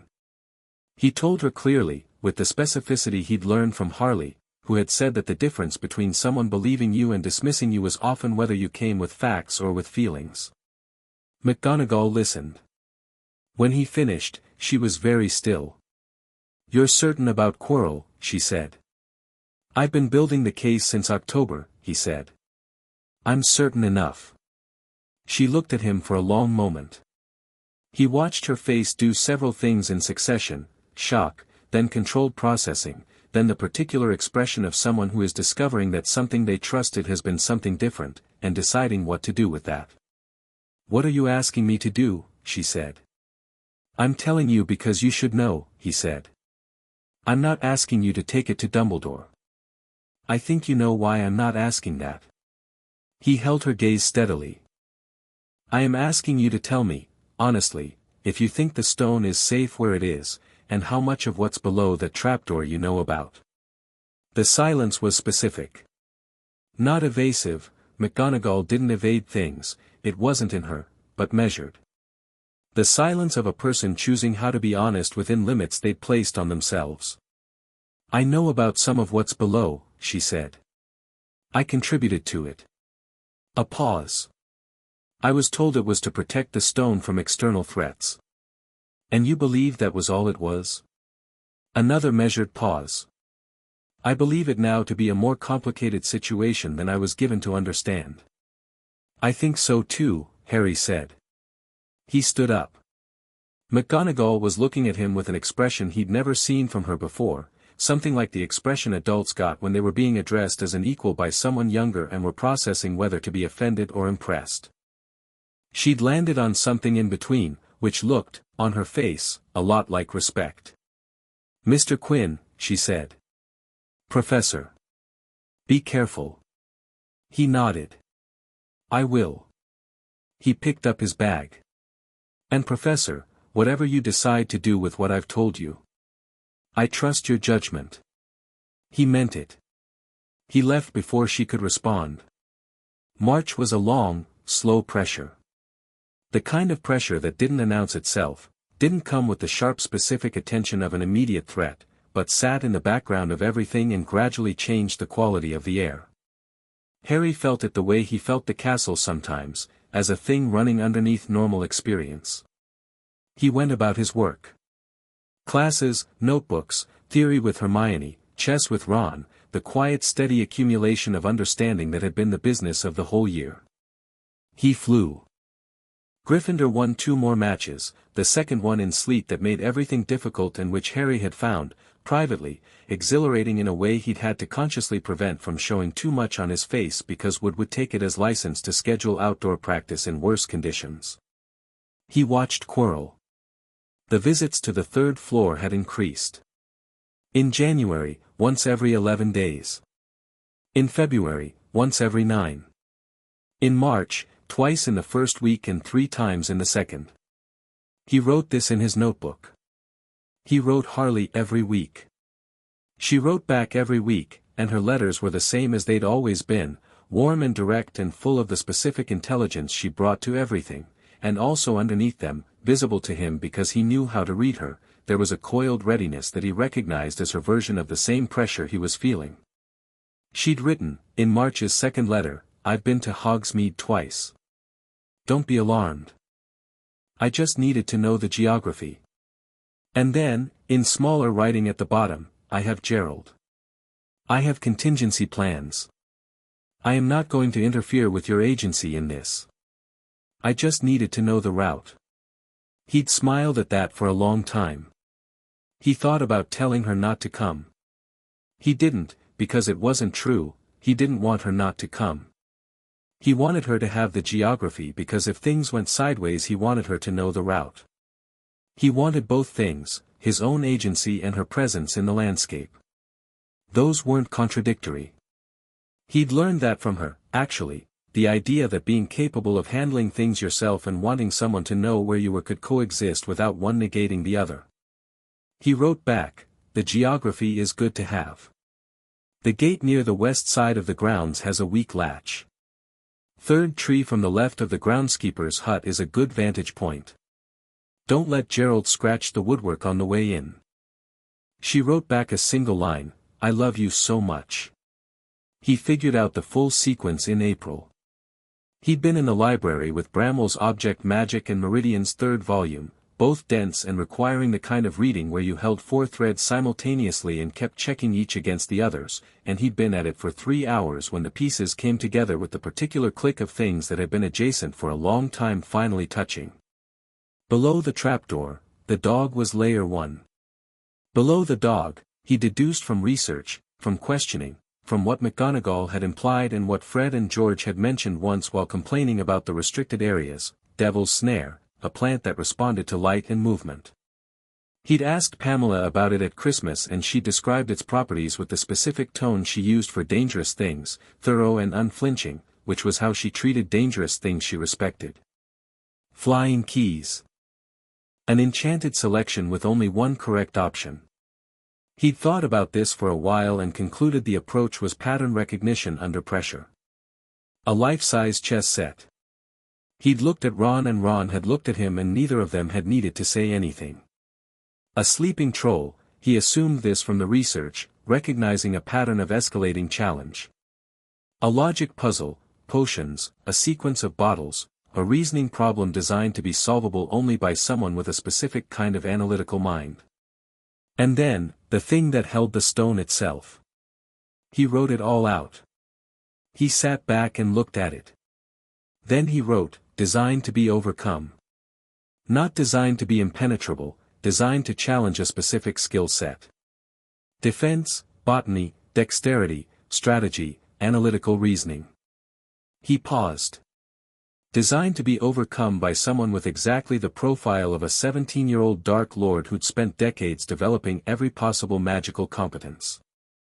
He wrote, but a 12-year-old with the right knowledge could also get through it. He sat with that. He thought about Harley's letter, the specific line, Dumbledore has put you in the same building as the thing Voldemort wants.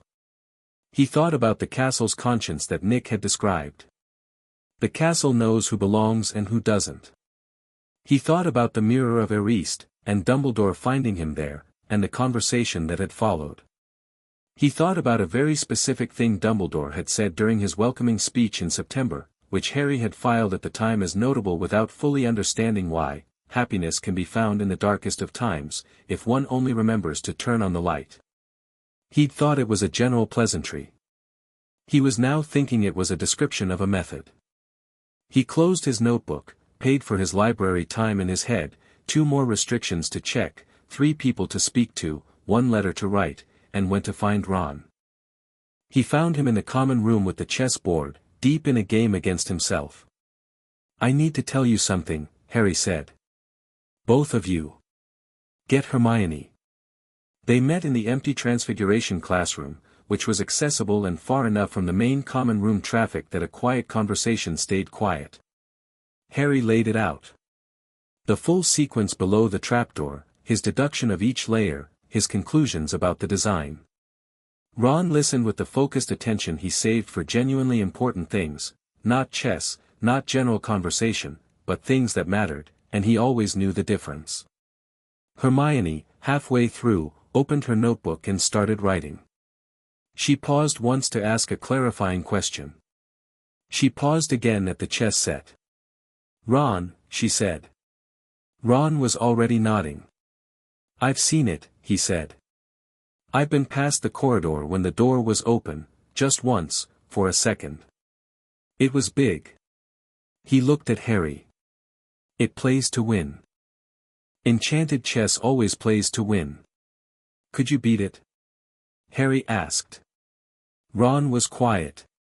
He had the particular stillness he had when he was looking at a board, not the physical board in front of him but the internal one, the one in his head where he ran through configurations the way other people calculated numbers. Maybe, he said. If I had time to set up right. He met Harry's eyes. If I got to make the first move. Harry nodded. The logic puzzle is mine, Hermione said, not looking up from her notebook. Assuming it's what you think it is, a sequence with a logical solution rather than a magical one, that's mine. Don't argue with me about it. I wasn't going to, Harry said. She looked up. You were considering it. I was considering the allocation of roles based on relative skill, he said. Your assessment of your own skills is accurate. Obviously, she said. Ron had been watching them both. This is a plan, he said. We're making a plan for going down there. We're making a contingency plan, Harry said carefully.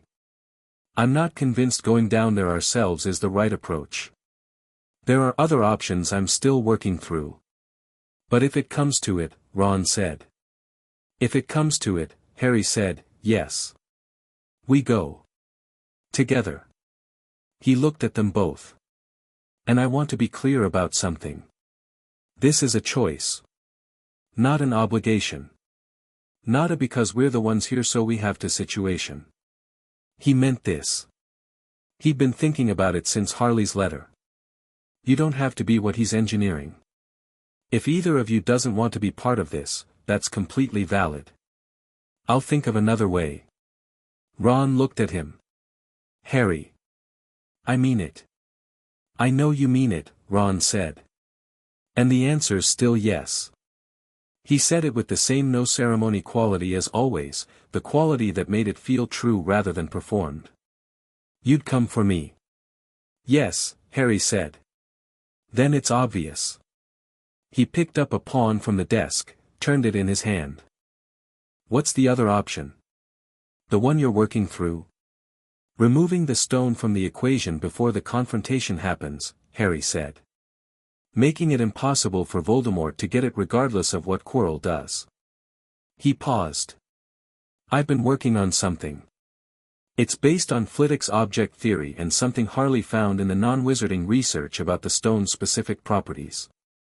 The stone responds to intention, its whole function is intention-based. What it does with intention applied from outside. He trailed off. Hermione was very still. Harry. I know, he said. You're thinking about whether you can interact with the stone's magic without going down there.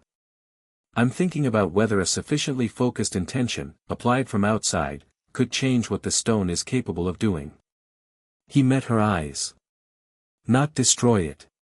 Flamel needs it to survive. But, limit it. Specifically, limit its capacity to restore life to someone who, he stopped. He chose words carefully. Someone who has spent 50 years choosing power over humanity. Someone whose capacity for love has been so completely cauterized that the protection my mother left wouldn't let him touch me. The classroom was very quiet. The same category of thing, Hermione said slowly, and he knew she was remembering what he'd told her about Harley's letter. Love, freely given, Harry said. Ancient magic. If it's the specific thing that Voldemort can't get past, the specific thing that burned him 11 years ago, then the stone, which extends life, would need to interact with that same magic to function properly in Voldemort's favor. He paused. And if the stone's field were, amended, from outside, with the specific kind of intention that Voldemort can't process, it wouldn't work for him, Hermione finished. That's the theory, Harry said. She was quiet for a long moment. Then she said, the experimental basis for that is essentially nothing. I know. You'd be applying original magical theory in a high-stakes context with no test runs. Yes. It might not work. Which is why we still make the contingency plan for going down there ourselves, he said. Two approaches. The theory, and the fallback. Hermione looked at her notebook. She looked at Harry. She looked at Ron. Ron shrugged. He's usually right about these things, he said. He's been right about everything this year, she said, and there was something in her voice that wasn't quite exasperation, something warmer, more rueful. Which is annoying. I've been wrong about things, Harry said. Name one. October. The argument. She opened her mouth. Closed it. That's fair, she said. The night it happened was a Tuesday in May. Harry knew before breakfast. He woke at 3 in the morning with the sense, not magical intuition, nothing so imprecise, but the accumulated pattern recognition of 7 months of watching a man who was not what he appeared, and the pattern had shifted. Quirrell's room was empty. He didn't check directly. He inferred it from the absence of the lamp that was always visible under the door from the corridor, from the quality of silence coming from that direction, from the way the castle felt. That last one was not easily explained, but it was real. The castle's conscience, whatever Nick had meant by it, had been something Harry felt at the edges of his awareness all year, and tonight it was, alert. Present in a way it wasn't usually. He dressed quickly, moved through the quiet dormitory without waking anyone, descended to the common room. Hermione was already there. She was sitting in the chair nearest the fire in her school robes, notebook open on her knee, quill in hand, and she looked up when he came down the stairs with the expression of someone who had also woken at 3 in the morning and made their own calculation. "Tonight," she said. "Yes," he said. Ron came down 2 minutes later, hair upright, looking resigned and alert in equal measure. "I heard you both not sleeping," he said. Which was loud. He looked at Harry. "Theory first." "Theory first," Harry said. "While we still can." He sat down across from Hermione. He'd spent the last 3 weeks preparing this, studying the theoretical framework, building the intention, practicing the specific quality of focus that Flitwick had described as prestandardization object magic. He'd practiced the intention the same way he'd practiced everything else, systematically, building from small to large, testing the boundary of what his focused intention could affect. He hadn't told either of them all of what he'd found. What he'd found was that his magic was, not more powerful than it should have been, exactly. But directed differently. Cleaner, more specific, capable of holding a sustained intention with a precision that the books described as requiring significant maturity to achieve. He'd thought about this for a while and concluded that it was probably the result of 2 years of intentional practice before Hogwarts, the theory framework applied from the start, the focus work he'd been doing as natural habit rather than technique. He'd also found, during the practice sessions, something he'd not expected: his mother's protection responded to conscious intention in a way he hadn't anticipated. Not activated by it, it was always active, always present in his blood and skin the way Harley had described, but directional. When he focused his intention towards something, the protection moved with it. As if the two things were naturally aligned. He sat with his hands flat on the arms of the chair. He thought about the stone, 3 floors down, under a trapdoor, under a dog, under a sequence of challenges, in a room he'd never physically entered. He thought about what the stone was, Flamel's life, extended across centuries, something made of intention and alchemy and the specific determination of someone who had decided to persist. He thought about Voldemort below, right now, moving through the challenges with the efficiency of someone who had spent decades planning this. A Dark Lord diminished but functional, wearing a man's body because he had nothing left, running on the hunger for what had been taken from him. He thought about his mother. He thought about Harley, in Hogsmeade, who had sent a letter that morning that said only, "I'm close. I love you. You know what you're doing." He did know what he was doing. He thought about the stone's function, to give. To sustain. To extend what was already there. He thought about the specific quality of love that created ancient magic, not sentiment, not attachment, but the genuine freely given kind that required nothing back. The kind that said not him without asking what it cost. He held all of it together and directed it downward, through 3 floors of stone and history and deep magic, toward a small stone object that was the center of everything happening tonight, with the clear and specific intention of someone who was not trying to take, not trying to control, but trying to speak to what the thing was for. Not, stop working. Not, be destroyed. But, you were made to sustain life. Consider whether the life you're about to sustain is one that can receive what you are. He held it for a long time. He didn't know if it was working. He had no feedback mechanism. He held it anyway, with the patience of someone who'd learned that some things required commitment rather than confirmation. Eventually he opened his eyes. Hermione was watching him. Ron was watching him. Neither had spoken. "Now we go," Harry said. The 3rd-floor corridor was unlocked. Not by Harry, the lock had been dealt with before they arrived, the door standing slightly open, and Harry stopped and looked at it and revised the timeline. Quirrell had moved faster than he'd calculated, or had started earlier. He pushed the door open. The dog was asleep, all 3 heads, the deep rhythmic sleep of something that had been assisted. Harry looked at the trapdoor and saw it was open too. He looked at his 2 friends. "This is still a choice," he said. "Stop asking," Hermione said, and dropped through the trapdoor. Ron made a face at Harry. You heard her, he said, and followed. Harry went last. The devil's snare reached for them in the dark, tendrils of it finding ankles and wrists with the gentle persistence of something that had been waiting and was now doing its job. Hermione had her wand out and the Lumos charm burning before Harry hit the ground, clear and bright, and the snare recoiled from the light with the fluid urgency of something retreating from what it genuinely feared. They moved through it, into the next chamber, where a door was surrounded by winged keys in a slow, buzzing orbit like a mechanical cloud. Harry looked at them. He spotted the right key in 40 seconds, not because he had exceptional eyesight but because he'd thought about the design, the worn feathers, the logic of which key would be the one that had been used before, and he went up on a broom that was waiting against the wall and took it on the third pass, and the lock clicked open, and they went through.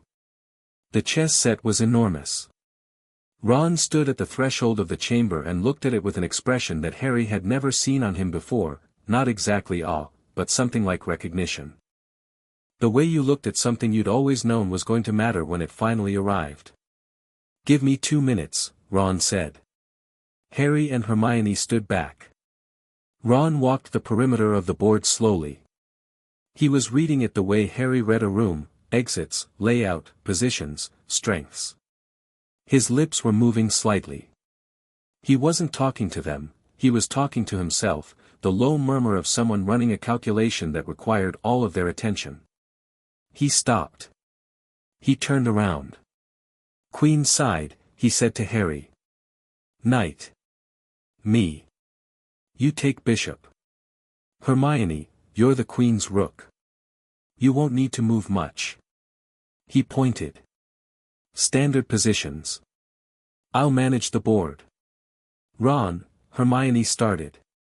"I need to take the king's knight," he said. Not upset, not performing something. Just clear, the way he was clear about things that mattered. "About 4 moves in. It clears the path, but I'll be out for a while. You'll need to go without me from that point." Harry looked at him. "I'll be fine," Ron said. "I'll be on the board, not off it. It'll hold me until it's over." He met Harry's eyes with the same uncomplicated quality as always. "Go stop the thing. If anything happens," Harry said. "I know the evacuation route," Ron said. "You told me weeks ago. I also have Hermione's note about the snare and the key. I'll manage." He pointed to the board. "Get on your squares." They got on their squares. What followed was 7 minutes of chess played by someone who understood it the way a language is understood, not as rules but as expression, against an opponent that had been enchanted to win. Ron played it at both simultaneously, managing his pieces and anticipating the board's responses with a fluency that Harry found, watching from his bishop square, genuinely extraordinary. It was not effortless.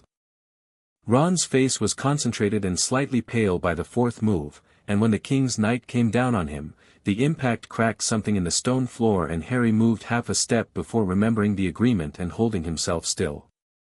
Ron picked himself up from the square. He was clearly hurt, something in his ribs, from the way he held himself, and he looked at Harry from the floor. "Check," he said. The board's king was 3 moves from a corner. "Go," he said. Harry and Hermione went. The troll was already unconscious. Harry noted this as they passed, it had been dealt with before them, which meant Quirrell had come through here recently and with force. The logic puzzle was 6 bottles on a table and a note in a handwriting he'd never seen. He stood back and watched Hermione read it. She read it once. She read it twice. She turned to Harry. "Forward is the small bottle on the right," she said. "Back through the fire, the round one at the left end." "You're sure?" he said. "I'm certain," she said. And her face was clear, fully present, no hesitation. "I'll go back. Check on Ron. Then go for help, properly, from outside the school." He'd known she was going to say this. He'd thought about it and landed on the same conclusion. "McGonagall," he said. "If I can reach her, yes." She paused. "Harry." Her voice had shifted slightly. "What are you going to do in there?" "I'm going to end it," he said. "How?" "I'll know when I'm there." He met her eyes. "I've been working on something. The theory. I think it worked, I don't know for certain, but I think so. And whatever else is needed," he paused, "I'll handle it." She looked at him for a long moment. The look had things in it, the whole year in it, every argument and notebook comparison and late-night conversation, every moment she'd been updating her assessment of who he was and finding the update consistently in the same direction. "I know you will," she said. She handed him the small right-hand bottle without ceremony. He drank it, felt the cold of it moving through him like water underground, and walked through the purple fire. The last chamber was lit by dark fire and smelled of cold iron and something older, something Harry associated with the deepest parts of old magic, the kind that had been in the world before any wizard decided to codify it. Quirrell was standing at the mirror of Eriste. The mirror was here. Not on the fourth floor anymore, moved, repositioned, part of the final layer of the protection design. Harry took this in, understood it, filed the relevant question. "Dumbledore moved it here after I found it in December, which means he's known about the attempts, which means he's been preparing for tonight, and kept his attention on the immediate room." Quirrell turned. The stutter was gone. "Harry Potter," he said, and his voice was two things at once, Quirrell's tenor underneath, and something else riding it, something flat and cold and very old, the specific quality of a voice that had been stripped of anything warmth could attach to. "Or Quinn, I suppose." "You prefer Quinn?" "Yes," Harry said. He assessed the situation. Quirrell was approximately 15 feet away, wand out, positioned between Harry and the mirror. The mirror was showing Harry something, he caught it in his peripheral vision, didn't fully look, because he needed to stay present in the room. Quirrell's posture had changed completely from the classroom performance, he stood differently now, with the borrowed authority of something else wearing him. "You shouldn't be here," Quirrell said. "You're 11 years old." "I know," Harry said. He wasn't performing nonchalance, he was genuinely, specifically calm, the kind that came from knowing exactly what you were carrying and why. "What does the mirror show you?" A pause. Quirrell's eyes moved to it involuntarily. "Power," he said. The voice under the voice was clearer now. "What I deserve. What it shows you is what you most deeply desire," Harry said. "And you can't get it from the mirror. The mirror doesn't give. It shows." He looked at Quirrell steadily. "That's the point of the protection. The mirror has been charmed to give the stone only to someone who wants to find it, not use it. Not take it. Not consume it for power." He paused. "You want to use it. You'll never get it from the mirror." Quirrell stared at him. "And I think," Harry said, "the stone might not be entirely what it was, anyway. I've been thinking about its function. Thinking very carefully, and very specifically, about what it is for." Something moved in Quirrell's face, both faces, Quirrell's and the thing beneath it. "What did you do?" said the voice underneath. "I talked to it," Harry said. "In the way that old magic hears." He kept his voice level. "You can't use it. Even if you get it out of the mirror, even if you solve the protection, the stone will not give you what you want. Because what you want is life, extended indefinitely, and the stone's function is aligned now with something that you specifically cannot receive." The chamber was very quiet. "Kill him," said the voice beneath, flat and absolute. Quirrell moved. Harry had planned for this. He had a body, 2 hands, a wand, 7 months of focused magical practice, and the complete absence of the fear that usually cost people critical seconds.